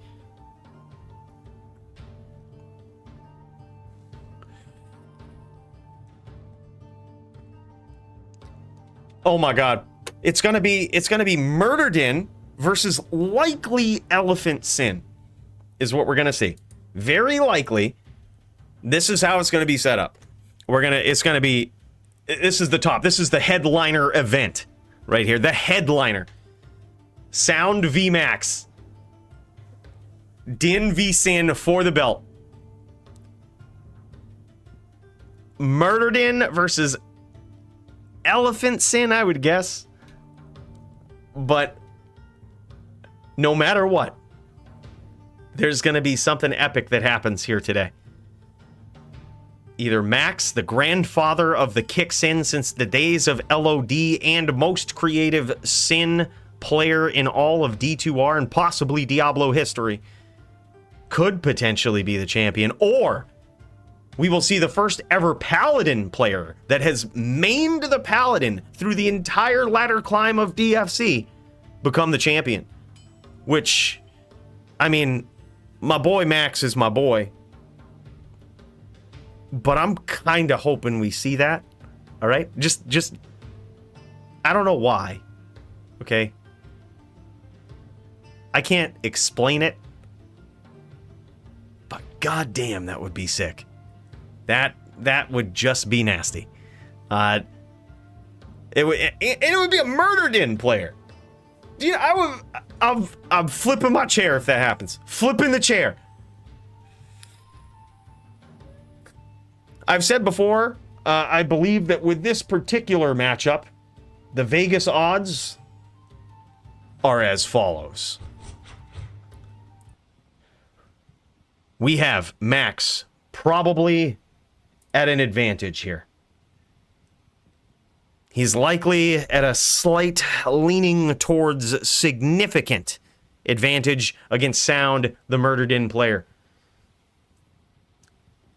But that's only because he uses the most overpowered class that has ever existed in all of Diablo, the cheesiest, the, dare I say, noobiest. I believe is how the Webster's Dictionary would describe such a build. Noobiest build that is out there. It's the Sin. And when you have a player like Max on a Sin, a player that really knows what he's doing, he's very familiar with the build, he knows his ins and outs, and he knows the strategy of every single class that he could possibly go up against. The Sin is very devastating. It's a class that has a very high learning curve on it. It's easy to learn, but it's very difficult to master. And Max is certainly a master of this. So we're going to see how it pans out, man. I think there's certainly some outs I can attest before. I have beat Max once on a Murdered In. It can be done. It can be done. And when you know what you're going up against, if you're going up against a potential Elephant Sin, you're going to want to stack up that light res. You're going to want to stack up the light res. You're going to want to go 85-15 with 15 Wisp, 85 res on the T-Gods. Make sure you get as much Sorb as you possibly can have. Stack up that poison res. Make sure you don't ever get that resistance sundered away, because you don't want to be taking more damage than you should. But the other key thing that I think Sound needs to prepare for is this next level shit that Max does with his Elephant Sin. If he is indeed on the Elephant Sin, he does this Fire Blast shit, man, and I'm telling you, if you don't prepare for it, that shit gets heavy, because all of the items that he has, whether he's trying to trick you with Infinity and rip your resistances away, or whether you clock him in his Plague cast lower res, you're going to get your Fire res ripped away with all of this too. And he also has some crafty setups, I believe, somewhere in the stash to rip his opponent's Fire res away when they're least expecting it. So it's one of those things that he attacks from a surprising amount of angles with this Elephant Sin. So we're going to be holding tight and seeing if he can actually pull it off against the top Murdered in all of the DFC, the top din period right now. Let's pop over and check this out. I see these guys in game, boys, and this is about to happen. All of our hopes and dreams are about to be realized in one of the most epic, decisive battles in recent DFC history, boys. I hope you're ready for it, because I certainly am.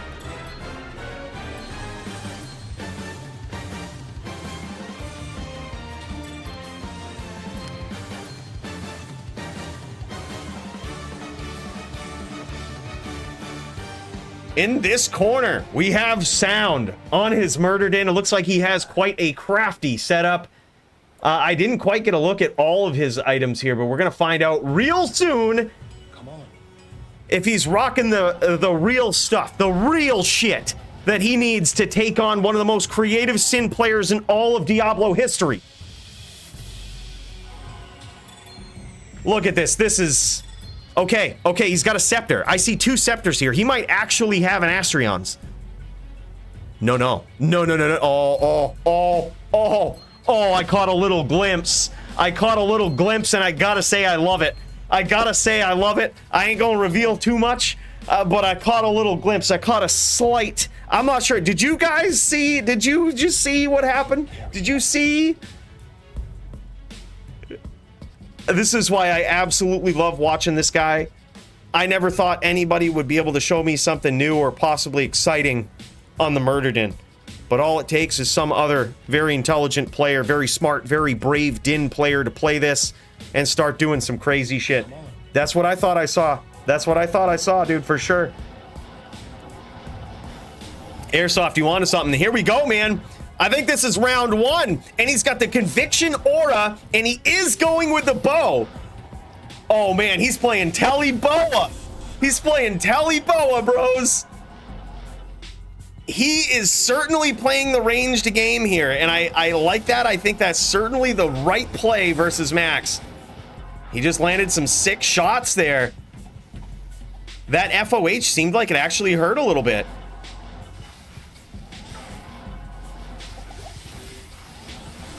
I like the fact that he has Conviction naturally here too, because if Max does have his secret, like the secret Infinity that he has on the swap, if he swaps to that Conviction Aura doesn't do shit against a Paladin's actual Conviction Aura. You have to have a Conviction Aura that is greater than your opponent's in order for it to take effect. So if he has Conviction up like that, he can never get surprised by Infinity. Now, granted, that being said, there is minus 55 light res on Infinity naturally, so it is still pretty vicious. But I'm pretty sure Max is not going to risk a two-hander versus a Paladin. Pretty sure we're not going to see that, especially a Murdered In. He's only ever done it once with me, and it was just for the memes, and I'm pretty sure he got a good laugh when he took me out. He melted me almost instantaneously. But it looks like Sound is really taking his time, picking his shots, not rushing in to get killed, which is the mistake that a lot of Paladins make. I think this is very smart. He's playing the distance game, man. He's playing it very well.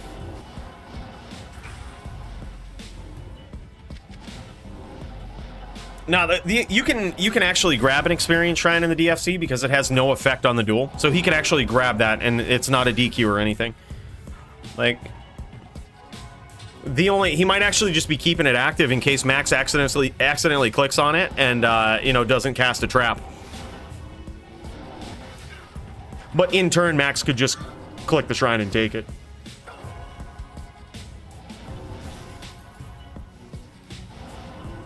Epic duel here. So it looks like this distance game here, Max is actually getting the better of it. It's hard to tell if his life is full or close to it, or if he's HP bugged, which is a bug that exists in the game where the life total that you see on your opponent's health bar when you hover over their name isn't actually correct. I don't know why the glitch exists. It's certainly something unique to D2R, but it's something you got to plan on in duels. And some of the best players are learning to not trust that life bar, especially in an immediate exchange with a player. I would guess he does. I would guess he probably is. It's hard to tell exactly, but the fact that he's chosen not to use grief here and to go the FOH and bow plan, I would guess his best setup here, his best approach is probably to use poison damage, but he is very low. He is actually approaching Mind Blast PK here, unless his gear has some sort of inherent IDR on it. It's hard to tell, it's hard to see, but we're going to be able to find out, especially if Max finishes this duel with Mind Blast. If he does, we'll know that there's not an adequate amount of IDR, or integer damage reduction, on Sound's Paladin here. But I would guess with the amount of cast that he has, with the amount of IES that he has, I wouldn't guess that he's using an IDR helmet. He's certainly Mind Blast PK now, just like that. Max gets there with the Elephant Sin. Man, oh man. Max not streaming his screen. I would assume it's probably because these guys are maybe playing from different sides of the realm, from different sides of the United States.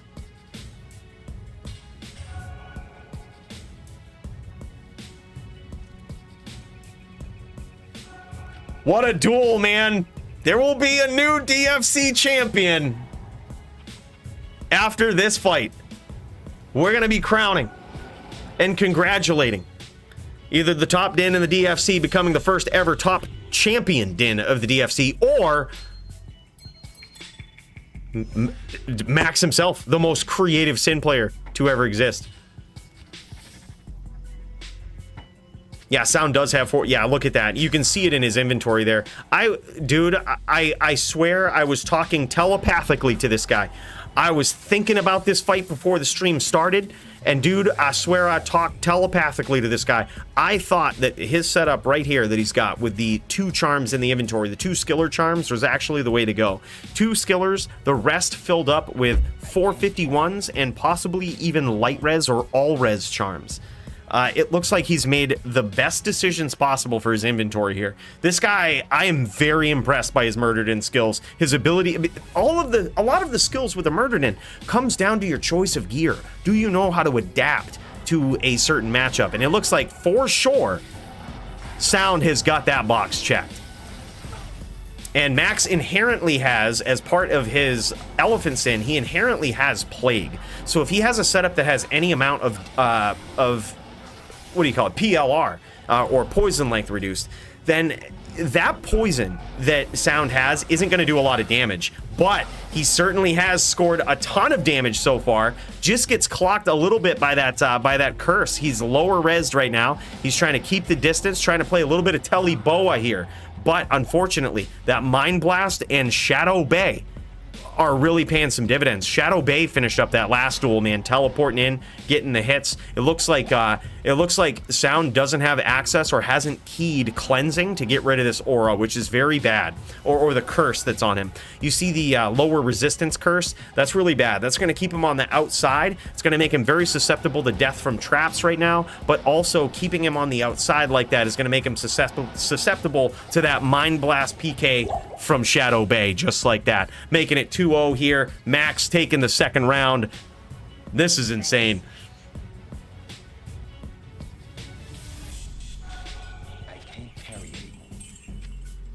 Oh yeah. Well, also, here's the thing. Max and I have had so many troll style duels offline that involve Widowmaker that this is one thing that I will compliment about Max and his ability and familiarity with Widowmaker. He not only knows how to aim his Widowmaker, there's very few people, Amazons included, very few guided arrow users of the skill guided arrow that actually know how to aim that skill off screen. They don't know how to aim it if it isn't homing in on somebody. They don't know how to shoot for shit. Max is not one of those people. He can aim off screen, and so can Sound. These guys both are very familiar and very good with that guided arrow. Now the thing is, the other side of that is being able to recognize the certain placement that your character needs to be at to make it hard for your opponent to hit you with guided arrow. Now that's also something that Max knows how to mitigate pretty well. He knows how to move around just in a way. The way that he does it is when his opponent is at a distance shooting guided arrow at him, he keeps his Shadow Master in front of him. And he'll either recast it in front of him or he'll just kind of walk behind it. He'll kind of walk behind it because he knows that Shadow Master is going to eat that that guided arrow that's not targeting him, that's not homing in. So that's kind of his strategy. You'll see him move around a little bit sometimes when he's off screen. And that's to keep that Shadow Master in front of him. It can work well, but you need to be opportunistic with it. You need to be opportunistic with it. You certainly can't mix 451s in with the Grief. But also when you get close against an Elephant Sin, you gotta realize you're gonna take a lot of damage. This isn't your typical trapper right here. This is a trapper that's going to deal vicious amounts of damage to you when you get in close. Oh, use of life tap. I love it. I love it. So he's using life tap because he knows he's going to try to keep this duel at a distance. And when he does, if that Shadow Bay teleports up, that's going to make Max think twice as Sound gets lower in a life total about even casting Shadow Master, the one thing that's protecting him from poison. Very interesting here. And I'm wondering if he swapped to Grief. It would, in my opinion, it's a mistake if he swapped to Grief because it has a chance to cast that Venom. And when it does, your poison damage is absolute shit. But now, in a lot of trouble, Max takes round 3, making it a quick 3-0 so far. But damn, that was close.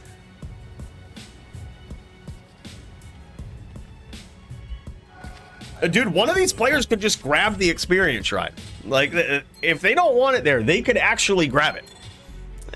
Rule in the DFC, and I'm sure in most dueling organizations at this point, is that the only time shrining counts is when it adds a significant advantage to the duel, such as skill shrines, health shrines, refilling shrines. But even then, if you hit a refilling shrine after a duel is started and you gain 5% mana back, one would say that that's not a significant advantage in the duel. Like, it's very situational. The rule exists that way to try to not kill duels from people who touch a shrine. Oh yeah, for sure. I mean, it's just one of those things that you accidentally click on all the time, you know what I mean? It's just right in the way of your cursor. If it was me, I would pick it up. I would hit the experience shrine just for style points, if anything else.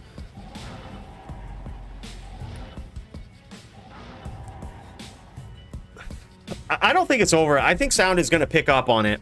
The only mistakes that I've seen, just from my personal experience on a Murdered In, and especially with Max, the only mistakes, if you could even call them that, in this duel that Sound, I think, has made, is when he's getting in close like this, he's almost focusing too much on Smite.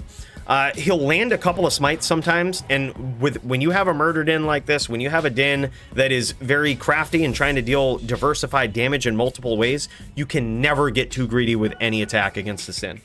Like, you can never get too greedy when you got your bow out, right? They're gonna get in. If they're, you know, especially if they have chaos, they're gonna get in and whirlwind you. You can't get too greedy with that. If you get a couple of smites or a charge in, usually what I do is I charge in, charge out. Like, you charge in, you connect, get out. You don't follow it up, you don't try to smite. You got some damage in, good, get out. Like, do it again. Just reset and do it again. Because you know for a fact, especially against a player like Max, there's 5 traps waiting right in that area. So yeah, you could take another second, try to get a smite in there. People could try to tell me I'm wrong. But trust me, boys, from the people's champ murdered in, I'm not wrong. You don't get greedy. You don't get greedy. You take your hit, you deliver a charge just like that, you get out. You land a smite, you don't get greedy, just get out. You landed a smite, great, get out. Like, unless there's only one instance, and that is unless you know for a fact there's no traps around, or there's a very minimal amount of traps around, like 1, maybe 2 traps. That's the only time that you try to finish with it. If you're unsure, or if you know for a fact there's a lot of traps somewhere on that screen, get the fuck out of there. Like, you're not kicking around. You got a smite? Good. Awesome. Got some damage in. Now I'm gonna hit you with some poison. We're gonna hit you with that poison. All right, we're gonna pause this because we might have some dueling banjos going on. We hear some in-game music here from sound.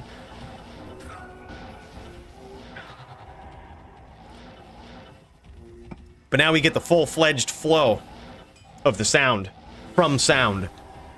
Boys, this is getting real. It is currently 3-0 in favor of Max. A nice chain, a nice hit. See, at this point, I would get the fuck out of there. I would get the fuck out of there. You got that shot in. Oh my gosh. And he even got cursed by that lower res. It's now gone. This is really good. This is a very good start right there. See, didn't get too greedy. Didn't get punished, I should say. You know, for getting in close on Max like that. Didn't get punished.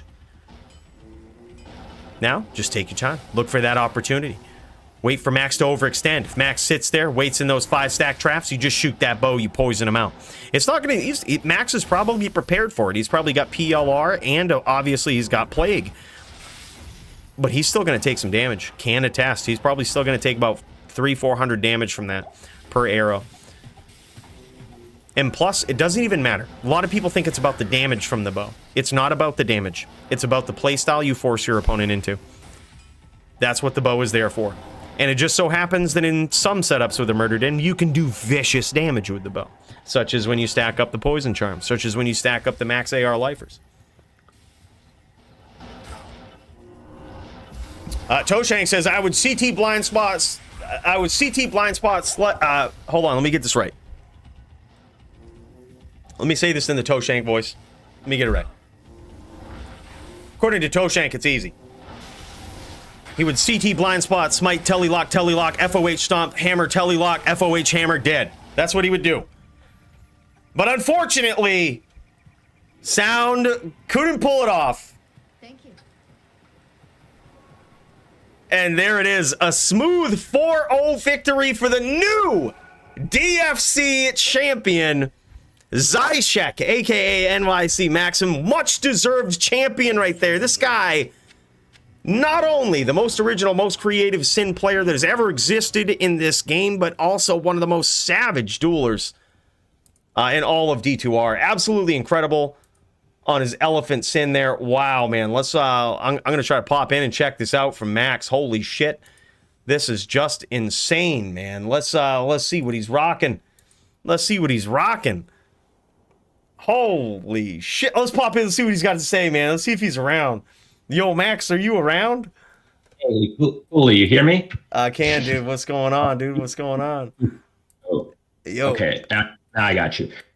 Dude, congratulations on your win. You new DFC champion. That was very kind of one-sided.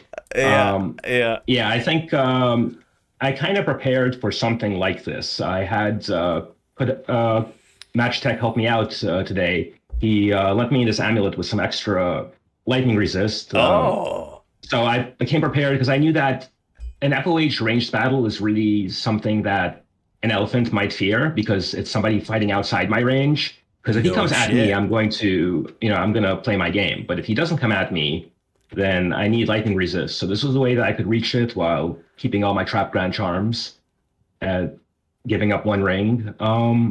And yeah, the poison I was not worried about at all. Honestly, Plague on its own completely nullifies the whole inventory of 451s. Yeah. So Yeah. I'm not worried about that at all. Not to mention my shadow attracts a lot of the guided. Most of the guided are not hitting me. I think I only like 2 guided hit me the entire set. Yeah. And not only that, but when you have bow out, that Shadow Master is dragonflighting you and tripping off damage. It's it doesn't really work out well, you know? Yeah, dude, that was impressive. So you were actually prepared for the FOH strategy that he had. Did you know that? Did you have the heads up beforehand that he was going to be running a setup like that, or were you just preparing for the absolute worst case scenario that you could see? Yeah, I was preparing for the absolute worst case scenario. I think that either a mage with a strong 25-25 swap or a VT with a very strong FOH side could give me difficulties if they play a certain play style. So I try to cover that base by using more lightning resist than I normally do. Yeah. And it worked out for me. Yeah. Dude, it's incredible, man. We've seen you go up against a number of Dins on this sin right here and absolutely just come out on top, dude. And it was no different tonight. Like, I was secretly hoping that my boy Sound would pull it out on the Murder Din, but I knew for a fact it was an uphill battle, man. We've seen this before. What other tricks did you have up your sleeve besides the absolute savage lightning century damage from this guy? Did you have Fire Blast ready to go, or did you have some other something?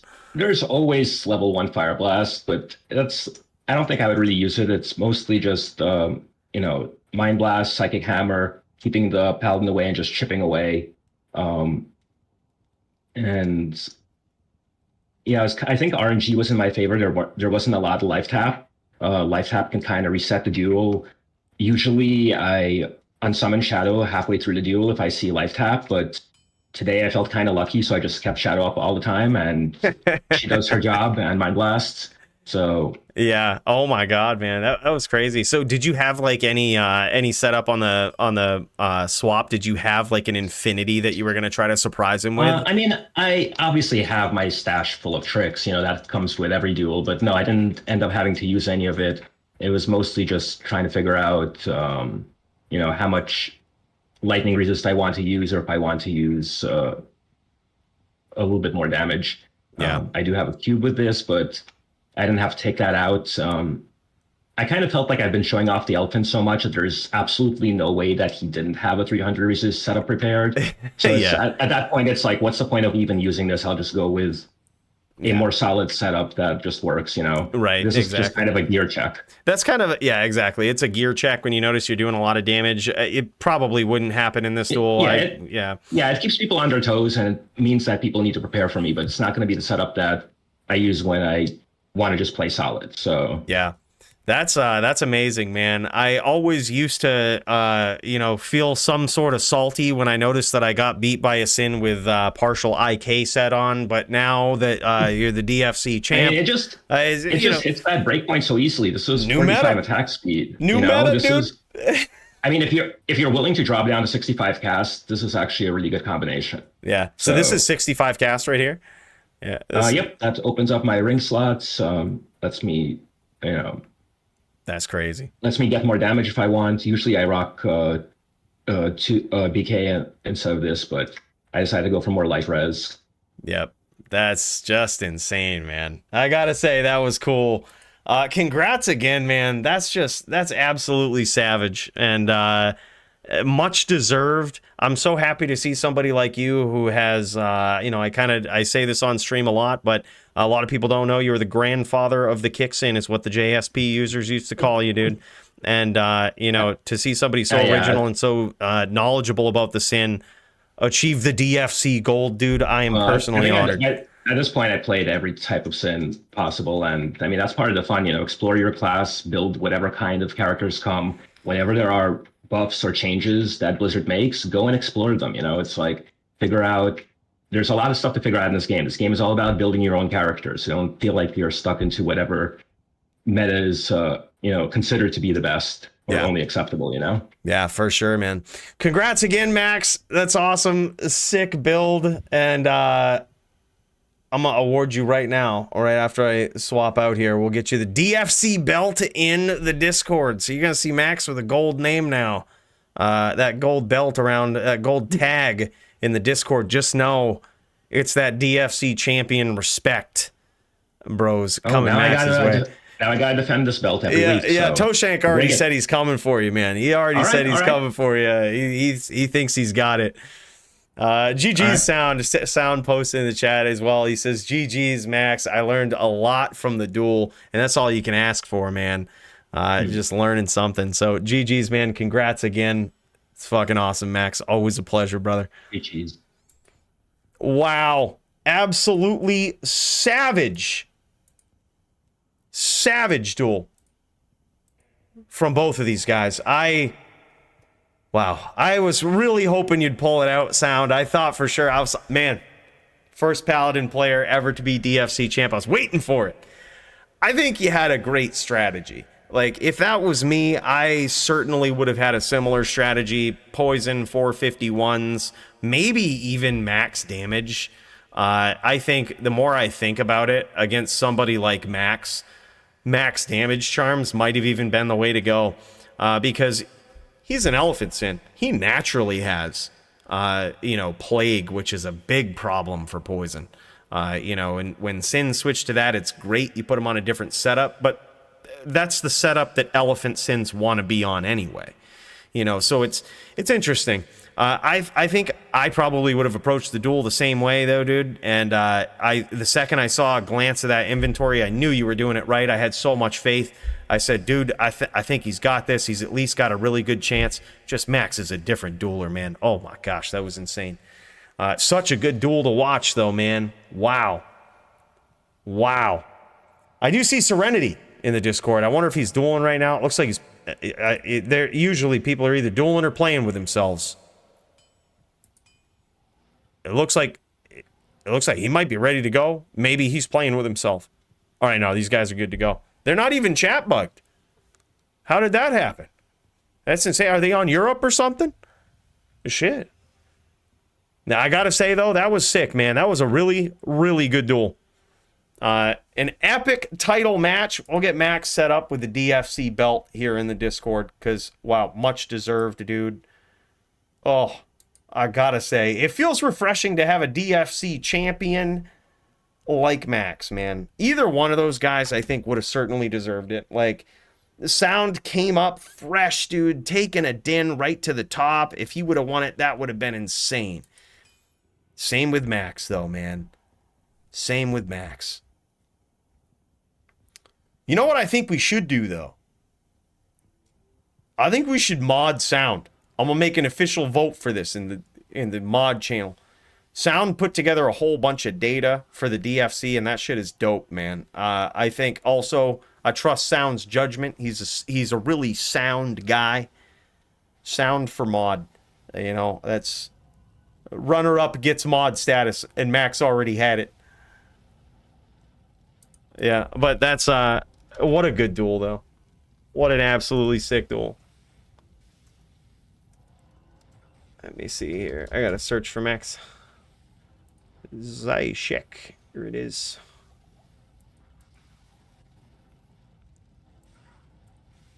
Zayshek. DFC champion. Got that belt around his name, dude.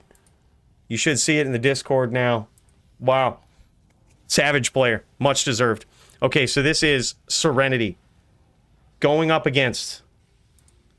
Who's his target here? Who we dueling? Who we jamming against?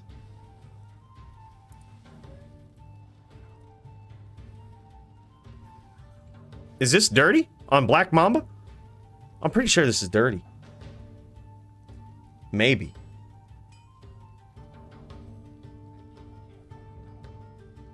I have no idea. Maybe it's Javito? No, it's Javito. That's what it is. Sinvidin? Yeah, this is Javito. I remember this guy. Yeah, that's what I thought. I remember Black Mamba. Now, I just had to think for a minute. I was so dazed by the duel. I was so dazed by the title match. That's what it is. So this is Javito versus Serenity. Wow, man. And what a dominant win from Max. Like, just incredible, man. I can't believe that. Like, what do you do versus a Sin, man? What do you do? If you're a Din versus a Sin, I think you're fucked. It's just like a Druid. You know, I say, you guys know me, I only slightly exaggerate when I say things. You know, like when I say that I get hit by a NATO 1 trillion times, it's not that much. It's probably only 27 times per second. You know what I mean? But, you know, I exaggerate a little bit. I always say it's impossible to win against a Druid, against a Sin. But, damn, there's certain players that play on those classes that make you feel especially demoralized. And I think Max is one of those players with his new Elephant Sin build. Whew. Damn. That shit gets real. Oh, we got Toshank versus Doom starting too? What did we do to deserve such an insane night of fights, boys and girls? What did we ever do to deserve such an insane night of fights? All right, let's finish up this round here. We'll cut over to Toshank. We'll bounce back and forth between the two. We got Javito versus Serenity here. Serenity on a win streak here so far. And Black Mamba, the Sin here, also known as Javito, Javier, is trying to avenge his loss against some other random Din earlier on this night that was kind of cheesy. Kind of had a lot of poison charms, was kind of a cheesy player, probably a noob, didn't know what he was doing, but now he's trying to avenge his loss. He's trying to get back, trying to kill this Din, trying to make an example out of Serenity, but Serenity, also a savage player. We saw it earlier, man. This guy is no nub when it comes to Paladin play. Taking on Dirty with Mana Pot roll waved and getting the win, dude. That was very impressive on a Paladin.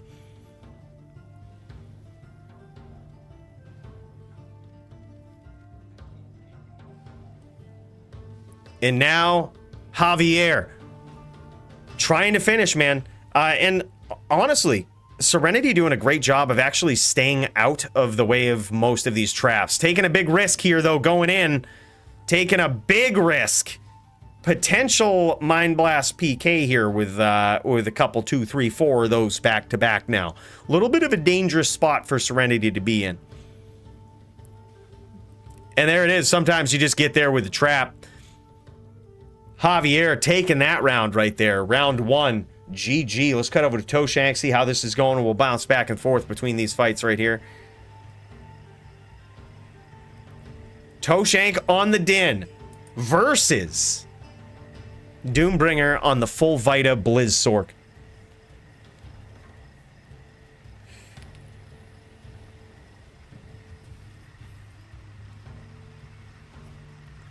Toshank enjoying that Canadian ping.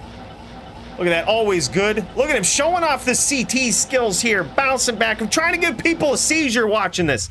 Just bouncing back and forth with the CT casting.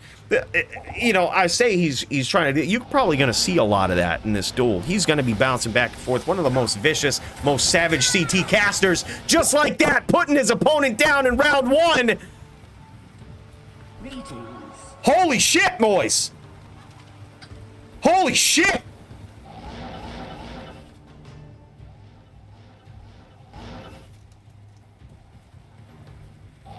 That was insane.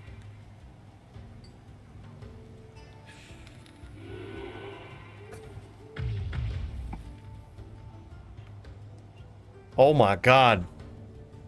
This is a different kind of chain lock and dueler right here. Jess has drank his coffee. And he might have smoked his Wheaties this morning. Because this guy is on point. Oh my God, look at these nasty chains, man. Doombringer trying to escape them, but it's only a matter of time before Toshank is just going to grab another one. Right now, already, we see a different strategy here from Doombringer. He's trying to get in, he's trying to drop these blizzes, and he's trying to lure Jess into them. But Jess trying to stay right on top of him here with these very fast, very quick chain locks. Oh my God, man. It's just relentless. It's vicious. I think we're going to see Jess switch here very quickly to a telly lock. This is one of his favorite things to do. When he notices that his opponent is extremely good at getting out of the way, casting things, getting off the screen, getting out of the way, very soon you'll start seeing him doing what he's doing right here. Just switching to this telly lock, grabbing it, following his opponent around, but damn, Doombringer figured him out real quick in that round right there. Now it is 1-1. Back and forth battle, man. Holy shit. Let's cut over to Doombringer's point of view here, see what he's got going on. This is the Cold Sorcerer, so we're going to see how it looks from his end. Actually, while we wait for this round, let's check in on Serenity, see how he's doing here. Oh my god, tuning in right at the right time, seeing Serenity take out Black Mamba, Javito PvP, taking him out in this round, making it at least, the score is at least right now 1-1 between these guys, which is very impressive for a player on a din, I gotta say. And we also see Serenity choosing to walk against his opponent. Interesting. Meaning that he's trying to get in and use that smite. Now, usually it's 3-1 right now, confirming 3-1. Wow. That's huge. That's huge. 3-1 in favor of Hard to Tell. But this is insane. These are some quick duels right here. This is progressing very quickly. All right, let's pop back over to Doombringer, see how he's doing. These guys probably getting ready to go for round 3 right here.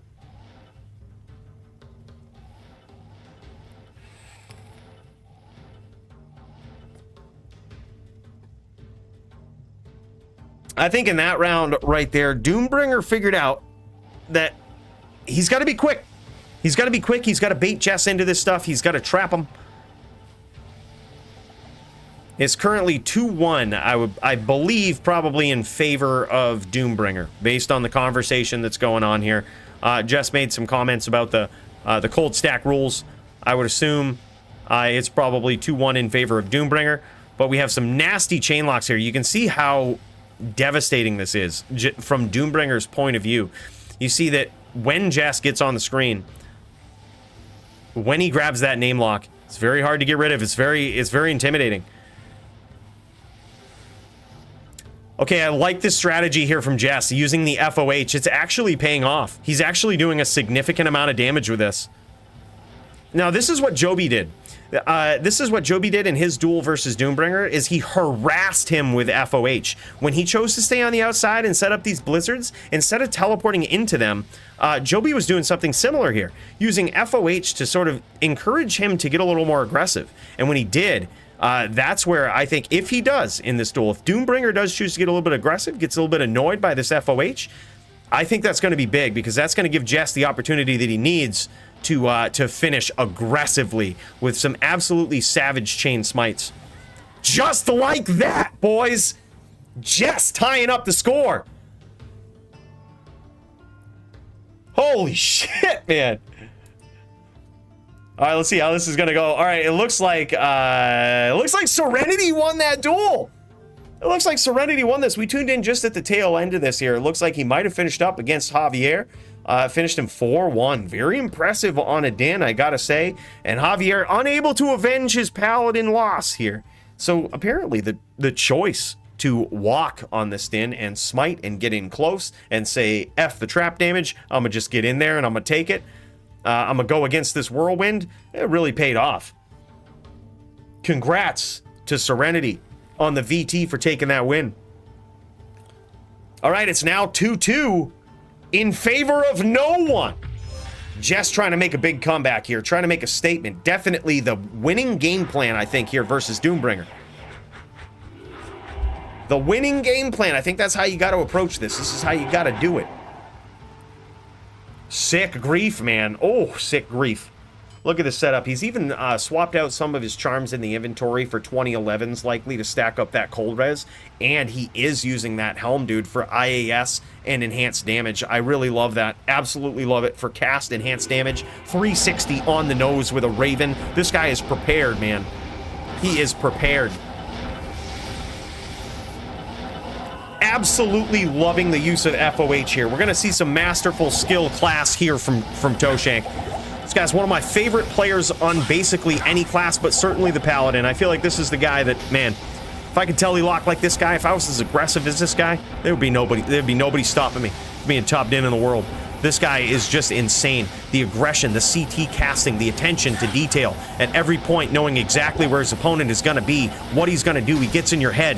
This guy not only gets in your head with his plays, but man, he cuts you off. He gets aggressive. You give him a window, he's going to take it. And Lilith, a.k.a. Doombringer, landing some sick shots there and setting up a nasty hit on Toshank, baiting him into that blizzard. But some masterful play on both sides there, man. Holy shit. I can't carry anymore. Yeah. Yeah, dude, plays like an AI. It's impossible to be on Justice level. I think he actually plays better than most AIs could ever play. Like, you could tell, like, I've seen bot programs. I've seen, back in the days of LOD, I've seen bot programs that can't play as good as Jess. You remember the mod that used to play for you, used to get the auto aim shit from off screen, used to chain and telelock people? Still didn't do it as good as Jess. Just like that, boys. Quick. Yeah, this guy's a savage. I believe now it's 3-3. I believe the score is 3-3 in this match right here. Very exciting match. I don't know what we did to deserve this DFC card here tonight, boys, with one of the most unique and intense title matches we've ever seen, and we get to see some of the most savage players in Doombringer and Toshank going up against each other right now. This is what PvP in general is all about.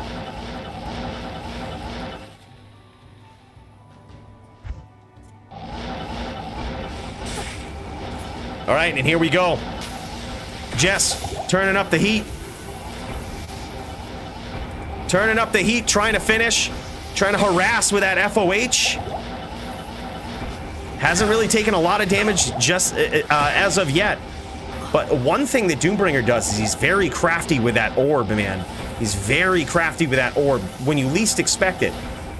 Doombringer is so good at landing direct hits on people with orb from angles you would never expect. But before you know it in the duel, you're getting smashed with a direct hit from orb. This guy has played this class for quite a number of years. He's no stranger to PvP on this class.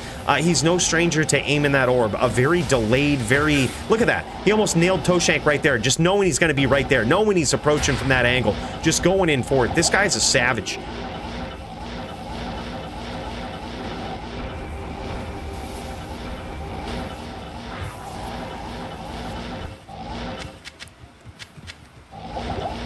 Jess going in, trying to finish. Lilith, a.k.a. Doombringer, trying to survive.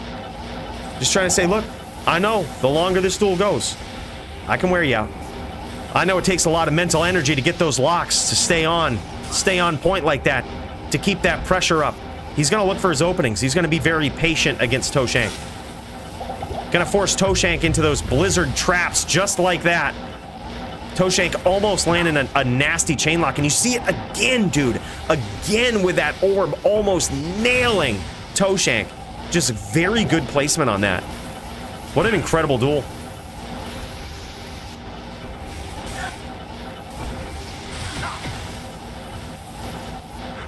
It's got to be careful there, though. Got to be careful. Sometimes when you get Doombringer in these chain lock patterns like that, he can predict you just like that and have a blizzard waiting for you. Toshank going back to that harassment with FOH.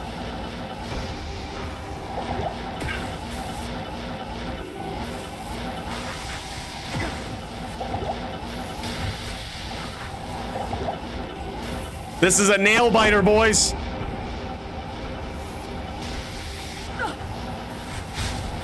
Oh my God! We thought he had it. We thought I said the same thing. I was like, how did that smite not land? I thought he had it, man. I saw that telly lock. I was like, there's no shot that ain't landed. Oh my God, that was insane. Oh man. Good shit, dude. I can't. Holy shit. What a duel. Yeah, that was nuts. That was some fast-paced shit, boys. And I mean absolutely fast-paced shit. I mean, It's hard to chase Doombringer like that because you always feel like he's setting you up for a trap. Every time I do that, man, I get absolutely hammered on with the traps that he sets, with Blizz, with Orb. You see how good he is at aiming that shit, man. Even Ice Blast, he's always got that shit waiting for you. It's just insane. But boys, wow. What an incredible, incredible night of fights so far. I don't know how games are ever going to get better than this. I gotta say. Good day.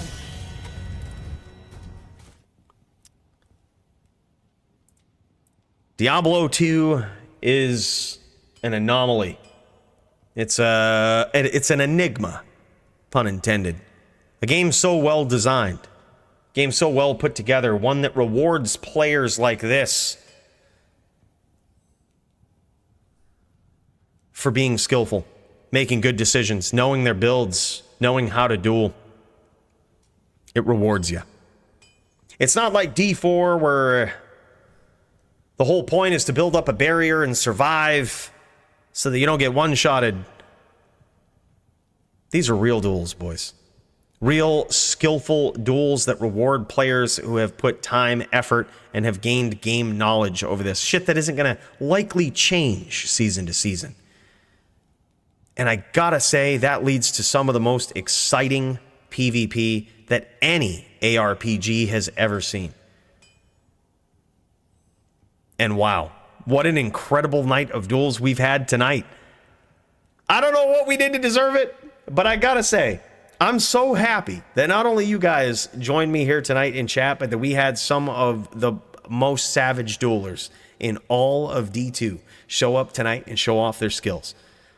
Some of which who kicked my ass, others who delivered the punishment on other players. But I don't think we saw a bad duel tonight, boys. This was good. This was good. Absolutely incredible, boys.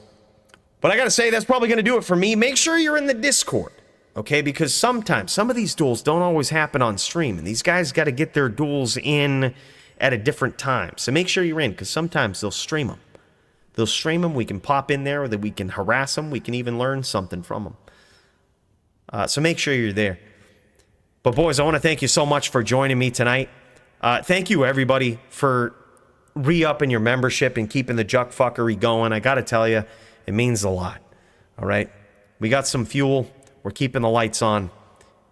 But I can tell you one thing we're never doing, we're never paying off the $2 billion loan for this spaceship. They're gonna have to catch us, and that's gonna be hard. Boys, have a great weekend. Enjoy your Friday. Watch Duel Dirty real quick. All right, this is our outro right here. This is our outro. Toshank v Dirty. This is going to be the outro. Here it is, boys. If I was thinking, I would have set up credits to play. Right on the screen over here, I would have set up credits. Just pretend the credits are playing. We'll announce them like this. We'll say a big thanks to Benjamin Bomberry. Big thanks to RH, Mark Miller, Shelby, Blitz Strange, Taylor Greer, VK. VK times 52, dude. Big thanks. And a big thanks to all the recent subs. If you guys haven't subbed to the channel, make sure you do. That way you don't miss the live streams when we go live. Oh my god, just absolutely shattering Dirty here. Shattering.